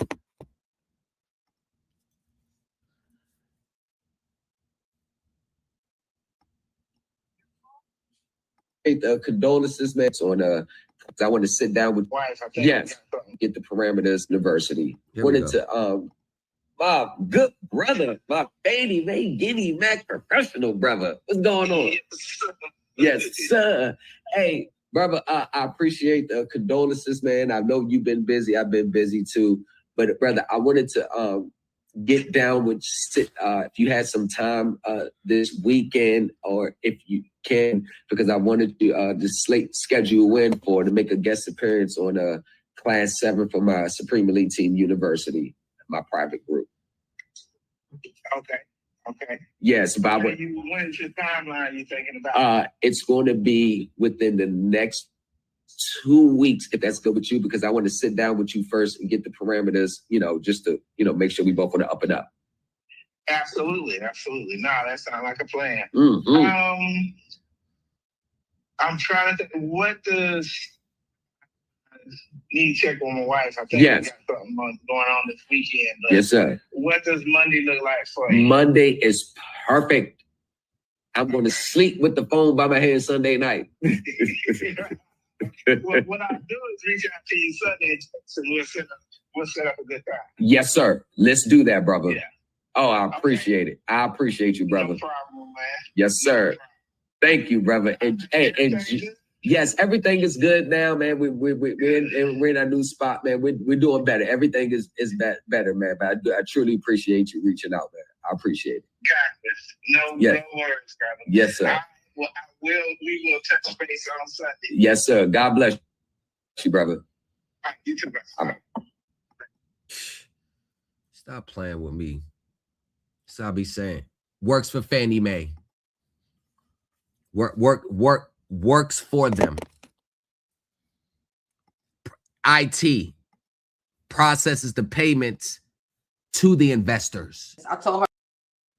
Talked about everything, what really happens even when they foreclose. All the shit, when they get you to refi, they're the ones that process the payments to them with the node, with professional, works for them. Guest appearance, class 7 of the Supreme Elite Team University. They studying the source now. Supreme Elite. You're rocking with the best. Mm-hmm. Now tell Tori and them to get people like that. Connect with people like that. When we call Series 7 securities broker, get them on the phone. Need my information and my assertions of what I think, how it goes, passed by ex-SEC attorney. That ain't nothing but a phone call. Need it passed by ex-Deloitte examiner, Federal Reserve Bank examiner for 25 years. That ain't nothing to get my work passed to her and get a response fast. I be thinking I'm lying when I say I'm connected to real professionals. I be thinking I'm lying. I know y'all be thinking I'm lying. I just wanted y'all to hear that. He processes the payments to the investors. So he knows all the different accounts, where it goes, this, that. Why you think I'm always talking about, yo, there's like 5, 6, 7 different accounts that's going on. Your money's being siphoned all elsewhere. Because when I brought it to him from my research, he was like, that's exactly how it goes. And I was like, yo, people online talk about the note creates the money. He's like, oh, absolutely. That's what I'm saying. I know, brother. The note don't create the money. The note is bam, bam, bam. He said, that's exactly right. I know what happens when they get you to refinance. What they not telling you. What happens to the first note. All the things that's being left on the table. Then they get you to sign a new note. How they pocket the money. How they pocket the money in the foreclosure. Come on, man. We are like this. The new culture empire, the Supreme Elite team. We are light years ahead of these gurus. That's why this shit right here is child's play. To show her letter of receipts for food stamps, which means that's a letter of credit. I told her a letter of receipt for food stamps is a letter of credit. So you're going to use that to prove that you sent that money. You see what I'm saying? They're making it up. A letter of food stamp. What did I tell you though? The only people that purchase this stuff, what I say, lower middle class, struggling on government assistance. This is a good look for them because the only thing those people see is potentially I can get $100,000 to get me out this rut that I'm in. That's the only thing they see. They don't know the process. They don't know nothing. They don't know the rules. So they're just going to be like to the guru, okay, what do I do next? Okay, I found this. What's next? What do I say now? Is that real teaching? Is that real understanding? You just substituted yourself being at the mercy for one entity just to another person that looks like you. You think that just because this is a female that they won't fuck you over? To show the letter of credit for her Section 8.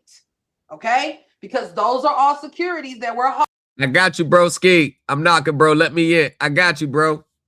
Oh, yo, hey, bro, Ski. Tomorrow I had a report back to you. I started. It's lengthy too. I normally charge for this, but I'm gonna let you slide on this one. I normally charge for those reports, but you good. I'm gonna have a report, lay it out for you. And just to give you my preliminary, bro, I do see one substantial issue that yes, you have a legal valid claim. The other ones, it's not that you don't have a legal valid claim. It's kind of just like the wording and a little bit of the assertions that may, but I'll talk to you. I'll talk to you. I'll give you a ring. I'll give you a ring. I'll talk to you about it. I don't want to say too much about it. I'll talk to you about it because it's not a total lost cause case. I see what you're trying to say, but we gotta kind of like put it in a different wording and, you know, make sure it falls under the court rules and procedure and don't overreach on the statute, what the statute means and its intent. But I trust me, I've seen a whole lot worse. Holding in our hand all these bills, all our bills are literal checks. So you got an extension till, oh, that's perfect then. That's perfect then. If you got extensions to then, that's perfect then. You'll be tightened up. You'll be tightened up by then. You'll be tightened up. So when you go do the 1099B and they say, hey, here's the letter. Let me see. Here's what is it? Oh, what is it? Hold on. I gotta zoom in. What did she get? A letter 12C. Just like I thought. Just like I thought. A letter 12C. Just like I thought. Just like I thought. That means we looked for the money that you claimed and it wasn't there. Show us where you paid this money at. That's exactly what the letter means. You're rocking with the best. In real life. You're rocking with the best. In real life. I knew it was going to be a 12C. I knew it was going to be a letter 12C. Now, I knew it was going to be a letter 12C. Okay. Oh, hold on. Watch this.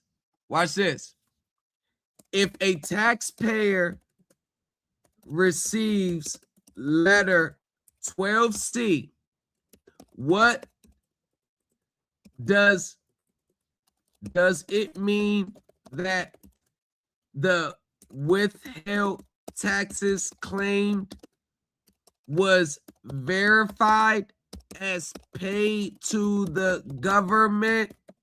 And if they respond with food stamp vouchers, bank statements, and W-2s, is that sufficient? If they claim the food stamp voucher letter is a letter of credit. These are own words. I'm not making it up. These are own words. Now, let's go here for a second. Where's the letter? How much did she, what was it? $72,632. $72,632.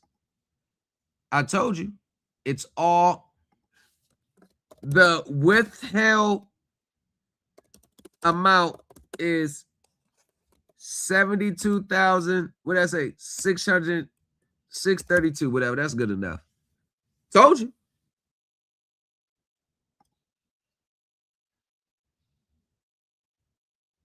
No, this response is completely insufficient. In pursuing this strategy carries a severe risk of a $5,000 frivolous penalty. An IRS letter 12C, and here's right here, understanding your letter 12C means the IRS has paused processing your tax return because they cannot verify information of forms. When a letter states the withholding amount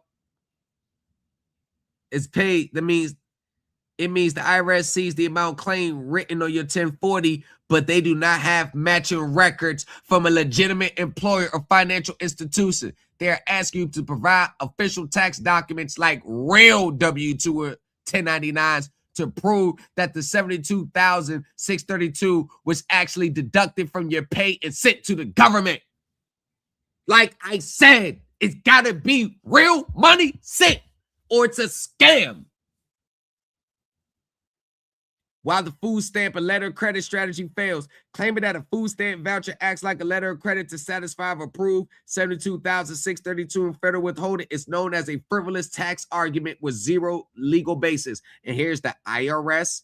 Understand? Look, they tell you right here. SNAP food stamp vouchers are a form of government public assistance, not a financial asset, not a tax payment or a legal letter of credit to clear tax liabilities. While bank statements shows your cash flows, they do not prove federal tax withholding. Only a legally binding tax document shows money was sent directly to the IRS. W-2, like I said, is the only valid one if it matches an actual job where employer withheld those funds from your paycheck. If the W-2 was fabricated or states a fake withholding amount to match the $72,632, the IRS will easily detect the fraud through the automated payroll cross-check systems.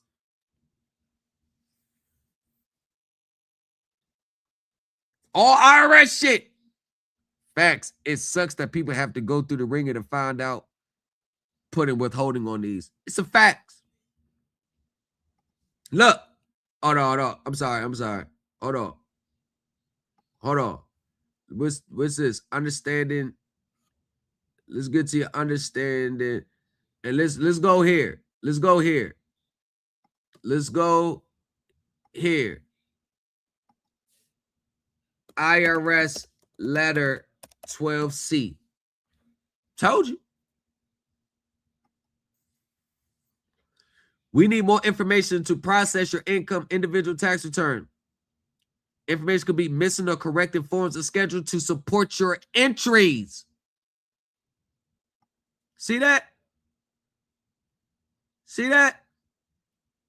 To support your entries. Tax scams. All this. All current tax scams.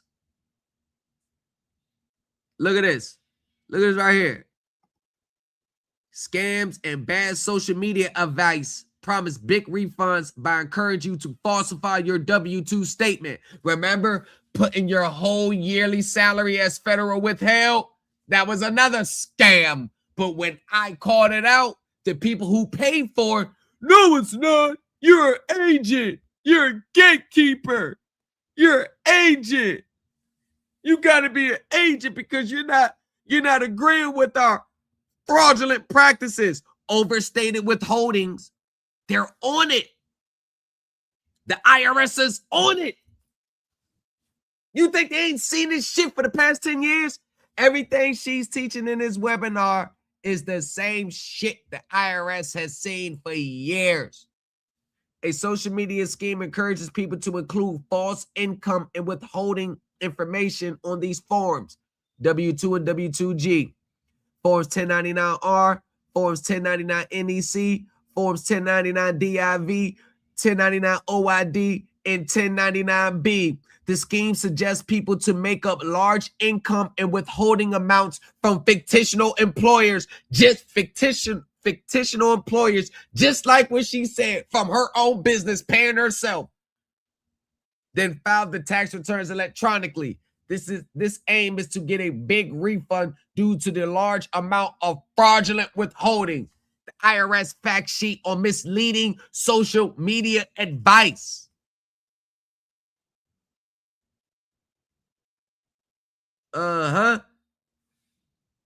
Look, what happens when the IRS identifies suspicious refund claims? Which one of it overstated withholding, just like the letter she got? And then you're going to get one of these. Look, right there.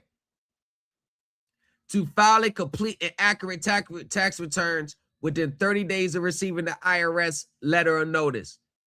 This may include submitting an amended tax return for each one. You got to remove that shit. You got to remove it.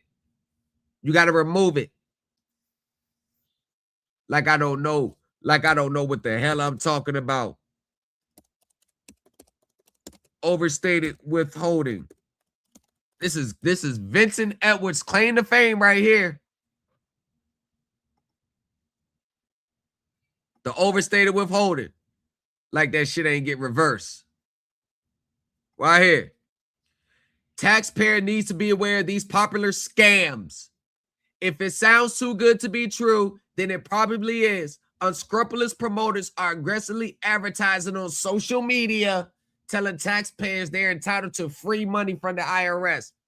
The IRS has received thousands of claims where it appears taxpayers are claiming credits for which they are not eligible, leading to significant refund delays. The IRS will freeze refunds for questionable claims and send the taxpayer at least one letter in response, just like the one she received, that 12-letter C.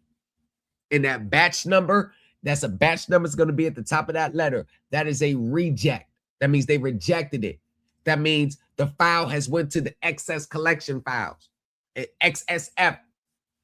Well, I know the internal accounting procedures because Darren in the comments, we had classes on the IRS's internal accounting procedures. Shit that none of these gurus even talk. They don't even know it exists.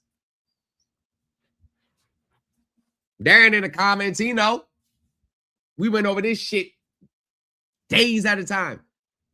The IRS's internal accounting system inside their accounting system. Not no broad double bookkeeping entry ledgers. None of that. They may also receive. Now, the overstated withholding scam is a scheme on social media. Look, it's a scheme on on social media. Right? It's a scheme on social media.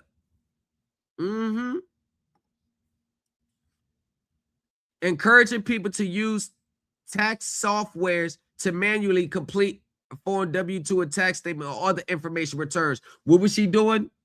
Was she on Tax Free USA or Tax Act manually putting the numbers in? Huh? Wasn't she just on computer manually putting the numbers in?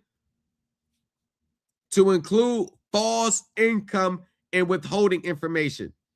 In this overstated withholding scheme, scam artists suggest people to make up large income and withholding amounts, as well as a fictional employer supplying those amounts. Didn't she just say she was doing all that in this live? Didn't she say that? Well, that's my business. I'm paying myself. And to compensate for the loss of the 100, you got to put 200. Vincent Edwards, you got to put 10 times the amount for the fractional reserve system. Everything they're saying doing, the IRS is already, look, saying it right here, scam. This is her whole webinar right here. Her whole webinar is on the IRS, be aware for scams. And this is when I say 98% of these social media gurus are promoting fraudulent schemes and scams. 98% of them, whether they know it or not, whether they believe this is true or they're just trying to make a quick buck off of people who are in desperate, vulnerable financial situations. Because if you say, oh, give me $1,000, I'm gonna show you how to get 100,000 back, people will spend their last. But if I say, give me $1,000 and I'm gonna teach you understanding of this system, oh, I don't know about that. Because delayed gratification is a lost trait in these spaces. Oh, no, I don't want to understand. I need something I can get done now. Well, that's why we over here with the wins. That's why we over here with this why we over here with the dubs. This is why we over here with the wins. Legally verified, justified wins. This is why we over here. This is why we over here with the wins. Get your ass off.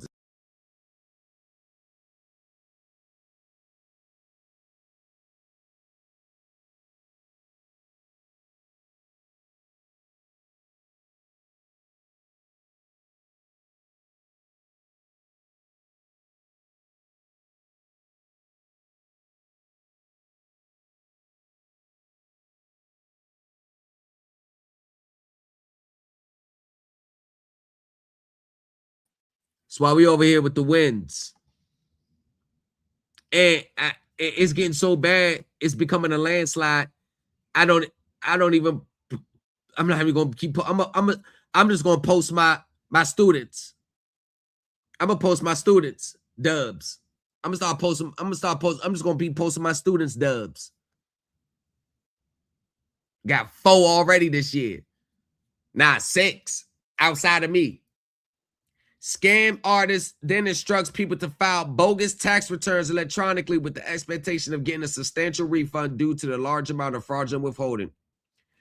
However, the IRS verifies the withholding claim on the tax returns. This is why she got that letter. The IRS will freeze the tax return for further review if it cannot verify the wages, income, or withholding credits entered on the tax return. The IRS will send you a notice requesting additional documents to support the wages and withholding report on your tax return. You will not receive a refund if you cannot provide this documentation. Taxpayers should always file a complete and accurate tax return. Once the IRS freezes a refund due to a questionable claim, some taxpayers may receive 5747C, 4880, 5701 with instructions to verify their identity and tax return information so the IRS can continue processing the return. Even after this verification, taxpayers must file an amended return to remove the questionable credit before the IRS will process the refund. Damn! Even after you, so when you get a letter to verify, that means, hey, you got to file an amended return still. Move this questionable shit. And when I posted this last year on TikTok, they was mad as hell when I did it. Wanna know why? Because the low hanging fruit. Damn, I ain't got no free money. Only made $30,000 this year. I ain't got no free money. I ain't got no free money. Only made $30,000. This is why you got to sit back and be content with what you have, because I have you chasing the ghost. You got to be content with what you have.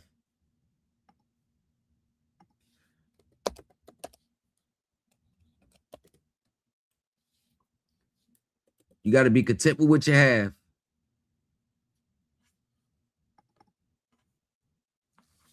You got to be content with what you have. 9 racks. With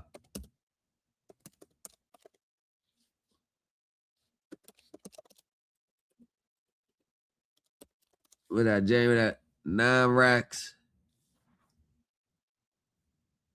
15,000 in February.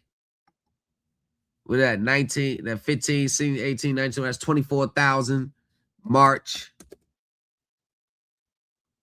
statement. Look, March statement. 12,449. So that's 15, 20, 27, 30, 1, 2, 3. That's 36, about 36, 38, 39,000.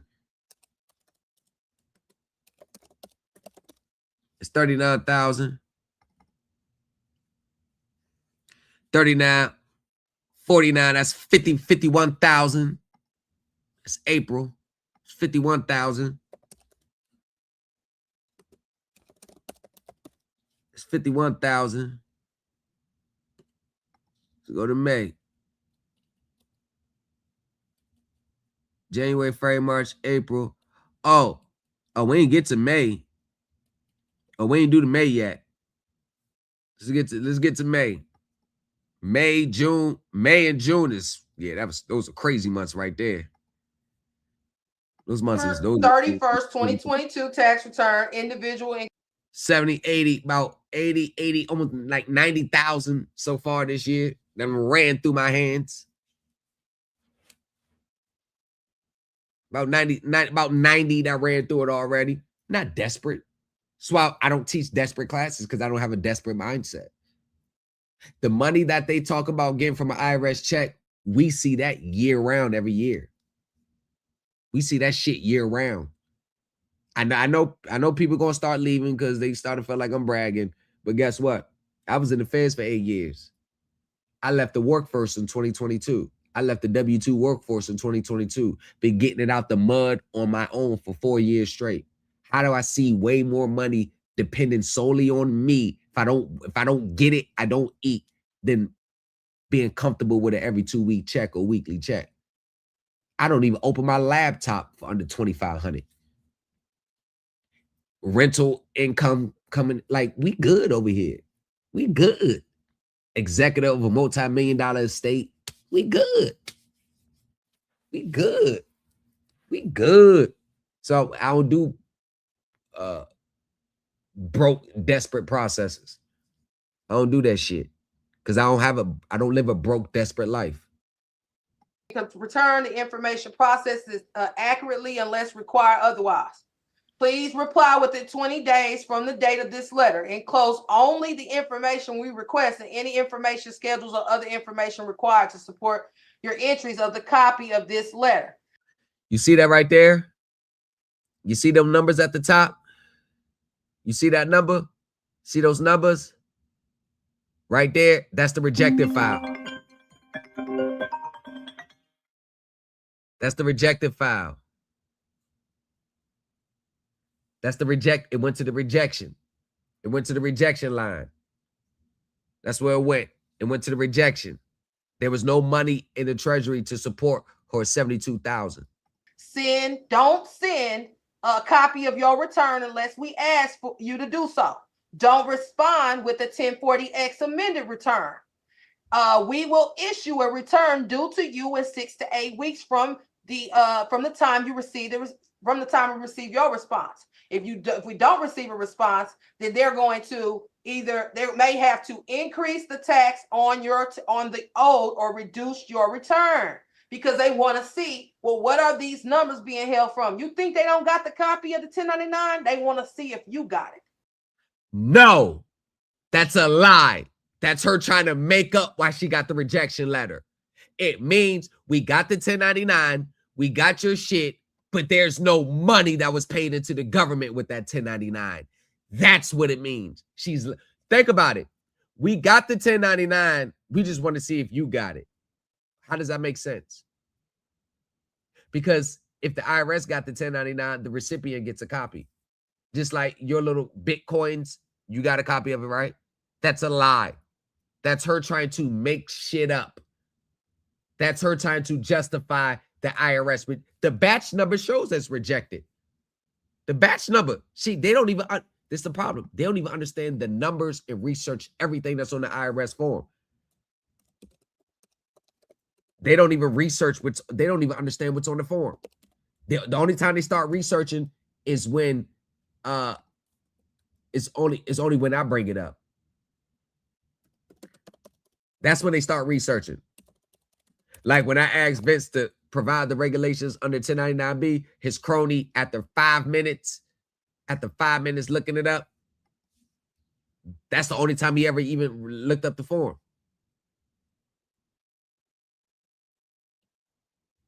You know?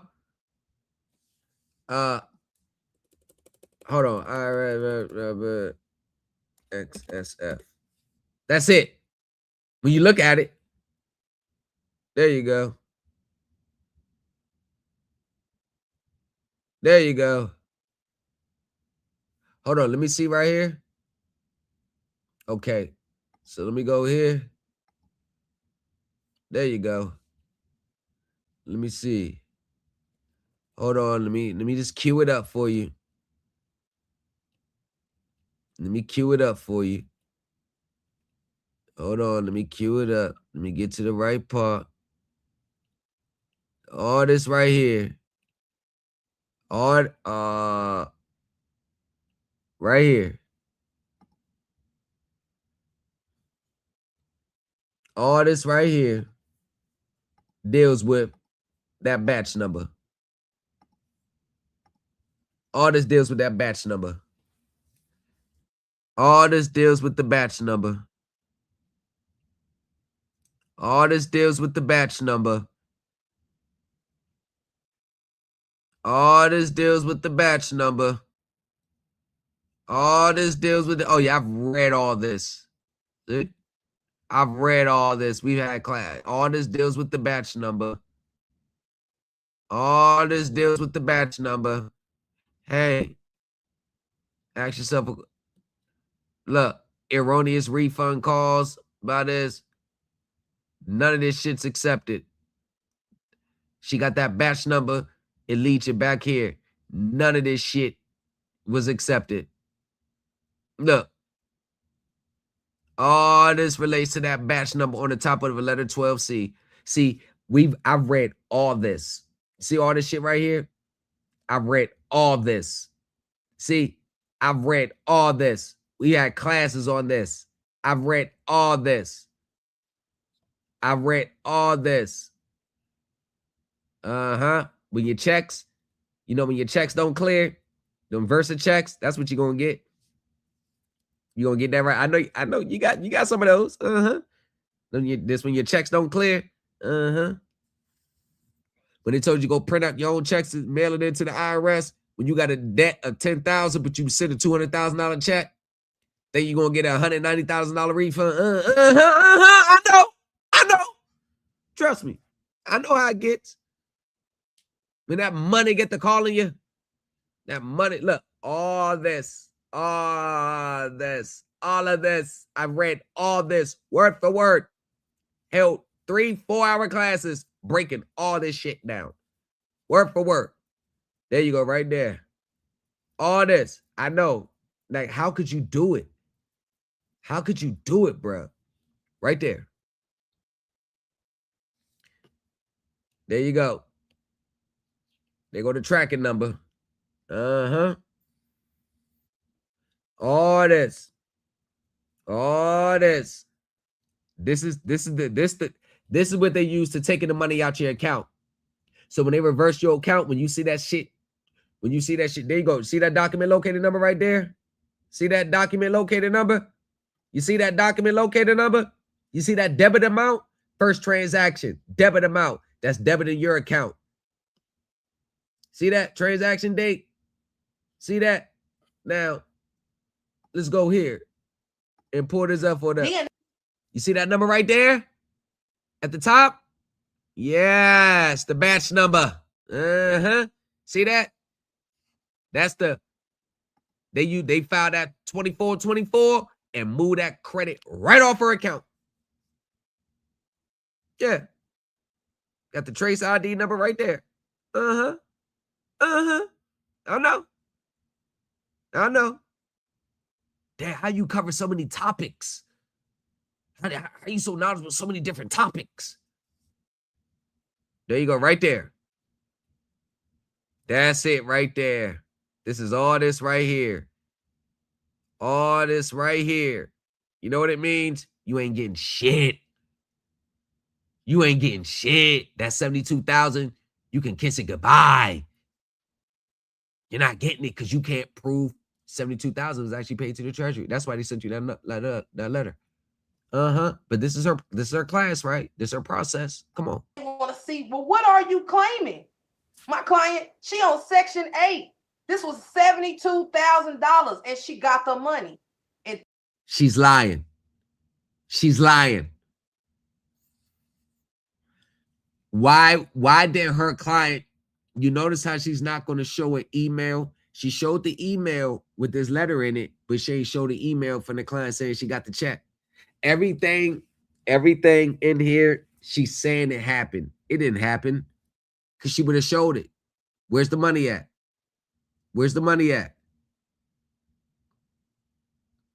Look, affidavit of fact. Oh, that's what you think? QSIP number. Look at this shit. And this is a QSIP. So you go get that notarized, and guess what? The people out here. The trustee of QSIP 1 Trust hereby states and confirms that he is of legal age and of competence and is done in good faith. The QSIP number attached for this person for a court case bearing number were searched through an independent database, confirmed with the trading desk, and at least one was confirmed on per the reports issued and attached to this result. Fraudulent. I've seen these pop up all over the internet. It's fraudulent.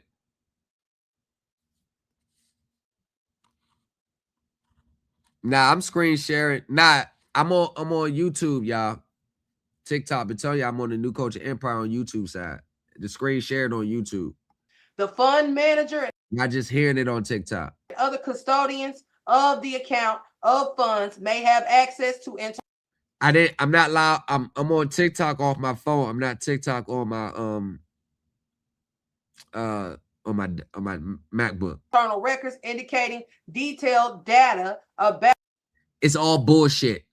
Right there. Wanna know it's all bullshit? TikTok. Go down on my page and you're gonna see that little red arrow. Matter of fact, hold on. Of funds may have access to internal records indicating detailed data about percentage or interest as held for the account from this person. And this is a QSIP. So you go get that notarized, and guess what? Now you can send that along with your copy of your QSIP showing that the QSIP has this amount of money in there with your name on it. So it should match.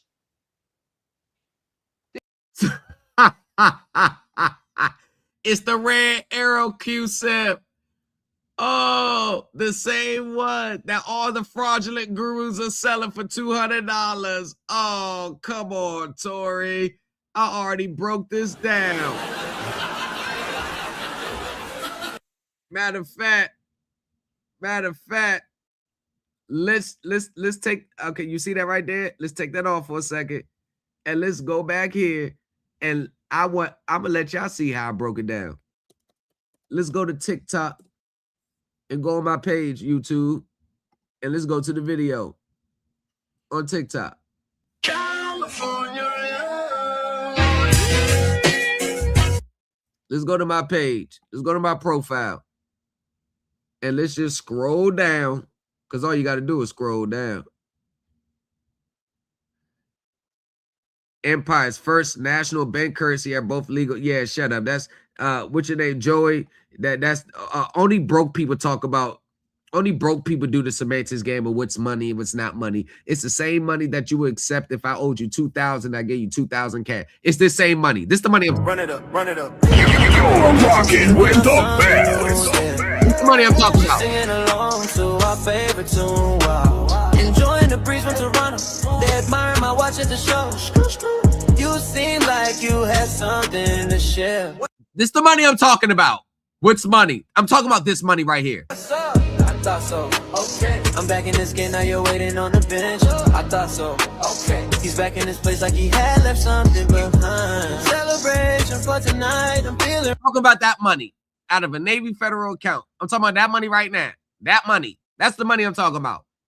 That's the money I'm talking about. What's money? What's legal? That money right here. Ready for the night. The same money you would accept. If I owed you that right now, you would accept that money with ease. You won't be like, well, no, it's not U.S. currency. It's not real legal. That money. So when you lack sufficient funds of it, you start to play the semantics game. Confidence high, we making moments to remember. And leaving behind the worries, moving forward, favor. Got a plan, but no rush, just taking it slower and better. Embracing the job with Brandon and Joe. See that? That's the United States of America. See that blue script going down? This note is legal tender for all debts, public and private. That's the same note that will keep your ass from being evicted if you paid them. Yeah, they'll accept that. Oh, yeah, right. My confidence never wavers when I'm focused on the table. No time. Big Chanel bag, 8,500. Big Chanel bag. For negativity, let's lift up. This energy's electric, bringing us together. Feeling alive and fulfilled. Shawty saying that I am the one. That's the money I'm talking about. This money. I wanna help you out, man. But Navy Federal script. Talk about that money. Hi, Midwest. 25 racks looks like in cash money. How you feeling, Midwest, today? Everything all right? That's what 25 racks looks like, cash money.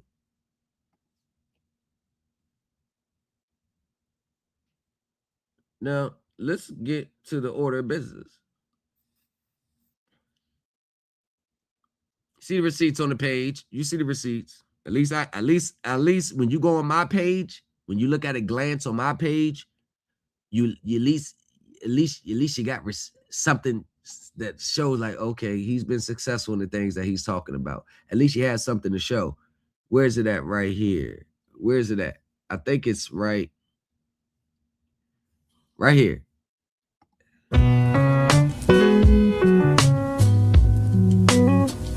You see that?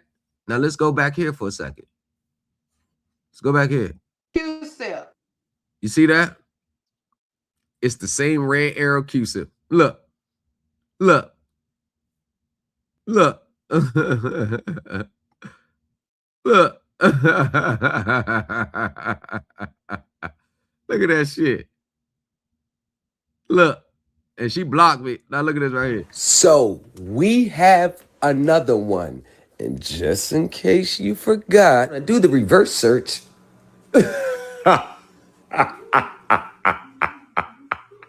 So we have the content creator. The name's at the bottom of the screen on the left-hand side. I'm not going to say it. I was in her live, and she was saying this is a QSIP from her CarMax or someone's CarMax auto financing.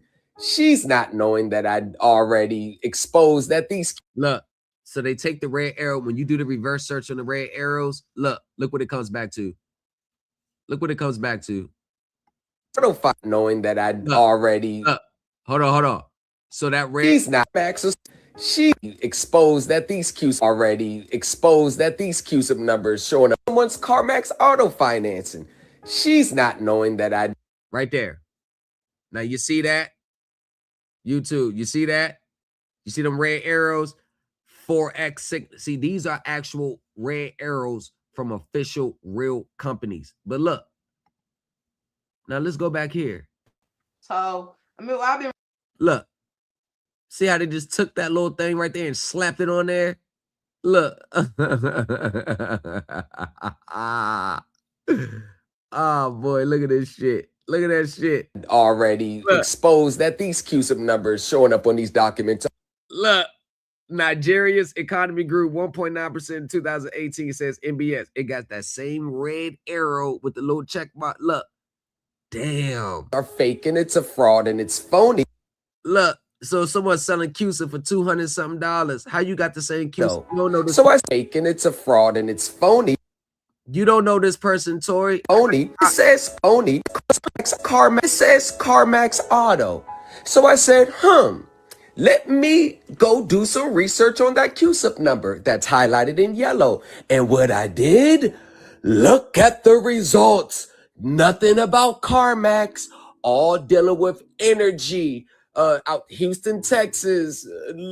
Just look at it. Nothing to do with CarMax, because what they do is they'll go online to Fidelity somewhere, find a real CUSIP number, which is public information, where the SEC requires based on the stock market crash in 1929, and they find random ones, and they put the actual CUSIP numbers on there, but the funds that they come back to have nothing to do with what you're paying for. You're paying for a mortgage or auto CUSIPs. They type those millions of dollars in there, all to get you to think that you're going to be entitled to the money that they typed up on the paper.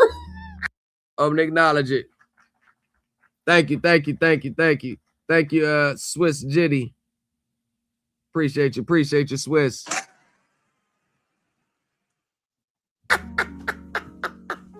Because you, everybody else who sent one, I'm sorry, I wasn't paying attention. I didn't want to make it seem like I ignored you. So this is for all y'all too. Never get how much money. You just get the performance of it. You get the performance of the CUSIPs. You get the performance, the net, the distributive shares. And when you actually are investors to these securities that have CUSIP numbers, they look like this. You see? And they come in pages long, giving you the full report. So what it boils down to is most people don't have a remedy on here. They don't know how to get it, and their only remedy is taking the scraps from the low-hanging fruit students and the ones who have a poverty mindset, and they're using the lure of you getting millions of dollars that you don't have now, so you don't have to work anymore. And that's how y'all biting the low-hanging fruit. Once again, I've dispelled another myth on here, and you will thank me later. Wake up, wake up, wake up, wake up, wake up, wake up out of your sleep, wake up out of your sleep, wake up, I command you in the name of Jesus, wake up out of your sleep, wake up out of your sleep. No pressure, nah. I ain't feeling no pressure. No,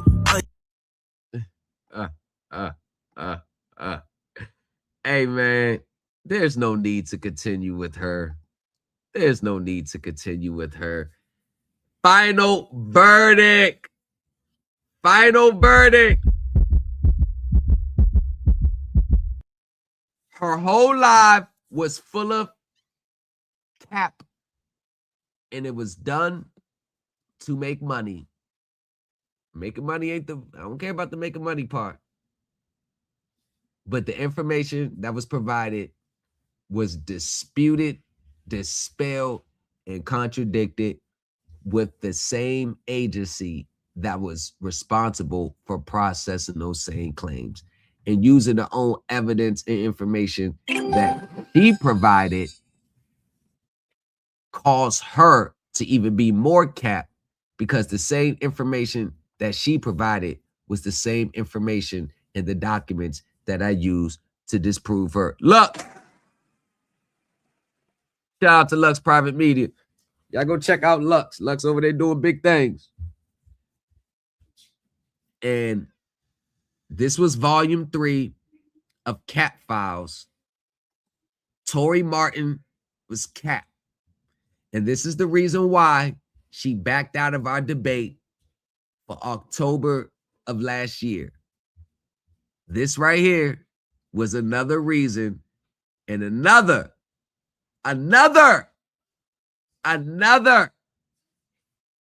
reason why you're rocking with the best.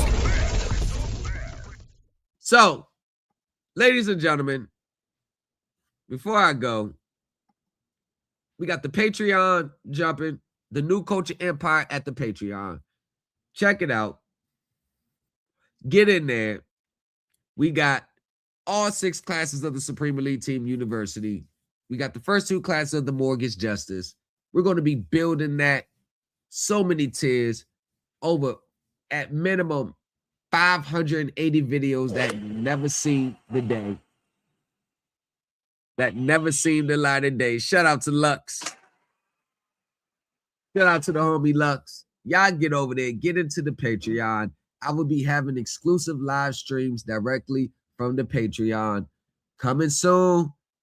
I have videos and webinars and classes that if you don't want to go on the Patreon, you'll be able to rent. You'll be able to, some you may be able to purchase. Some you'll be able to view exclusively. I will be dropping the website tomorrow.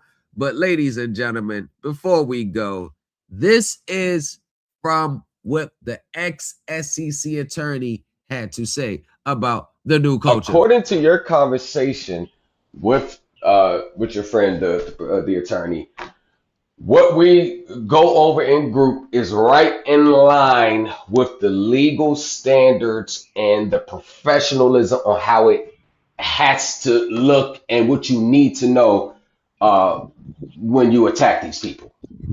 The words that he used was, "You're going about it standard operating procedures." They studying the source now. Supreme Elite. New Empire talk. Came on reading numbers, they were reading memes. He was reading filings, planning out the dream. Turn every late fee in the case law heat. Judge bang gavel, he don't skip a beat. They like how you flip stress into assets. How you turn a loss in the last check. Thomas took notes, broke codes, then he proved it. Now the classroom global and the language fluid. Thomas is the blueprint. Write that in the sky, let the crew print. From the courtroom smoke to the new man. He designed the way we move our 2 cents. Thomas is a blueprint. Supreme Elite Team, that's the school stamp. From the first lay bill to the full camp. New Culture Empire, watch the flag plan. Supreme Elite Team University. Turn the credit score into currency. Turn the closed door to a first key.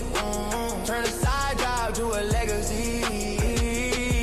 He beat odds, then he beat litigation. Now we teach law like a new translation. From confusion into consultation. From survival into foundation. They log in, lights on in their eyes now. Section this, call that. They reply now. He like, know your rights, then apply now. God, that's the real drip. Let it dry now. Thomas is the blueprint. Write that in the sky, let the crew print. From the courtroom smoke to the new man. He designed the way we move our 2 cents. Thomas is the blueprint. Supreme Elite Team, that's the school stamp. From the first lay bill to the full camp. New Culture Empire, watch the flag plan. From the bench to the block, he reversed that. Put the power in the pen, yeah, he birthed that. That's a verse that whole culture on the rise, you can search that. Hey. Thomas is the blueprint. Write that in the sky, let the blueprint. From the courtroom smoke to the new man. He designed the way we move our 2 cents. Thomas is the blueprint. Supreme Elite Team, that's the school stamp. From the first lay bill to the full camp. New Culture Empire, watch the flag plan.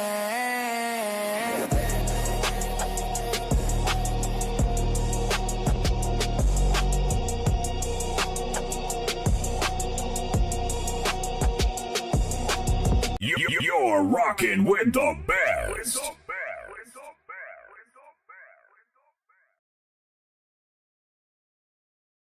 Don't miss out on this opportunity to litigate like a seasoned professional. Join the Supreme Elite Team University. Thomas in the lobby. Folded thicker than a skyline. Credit acceptance on a resume. War stories in the fine lines.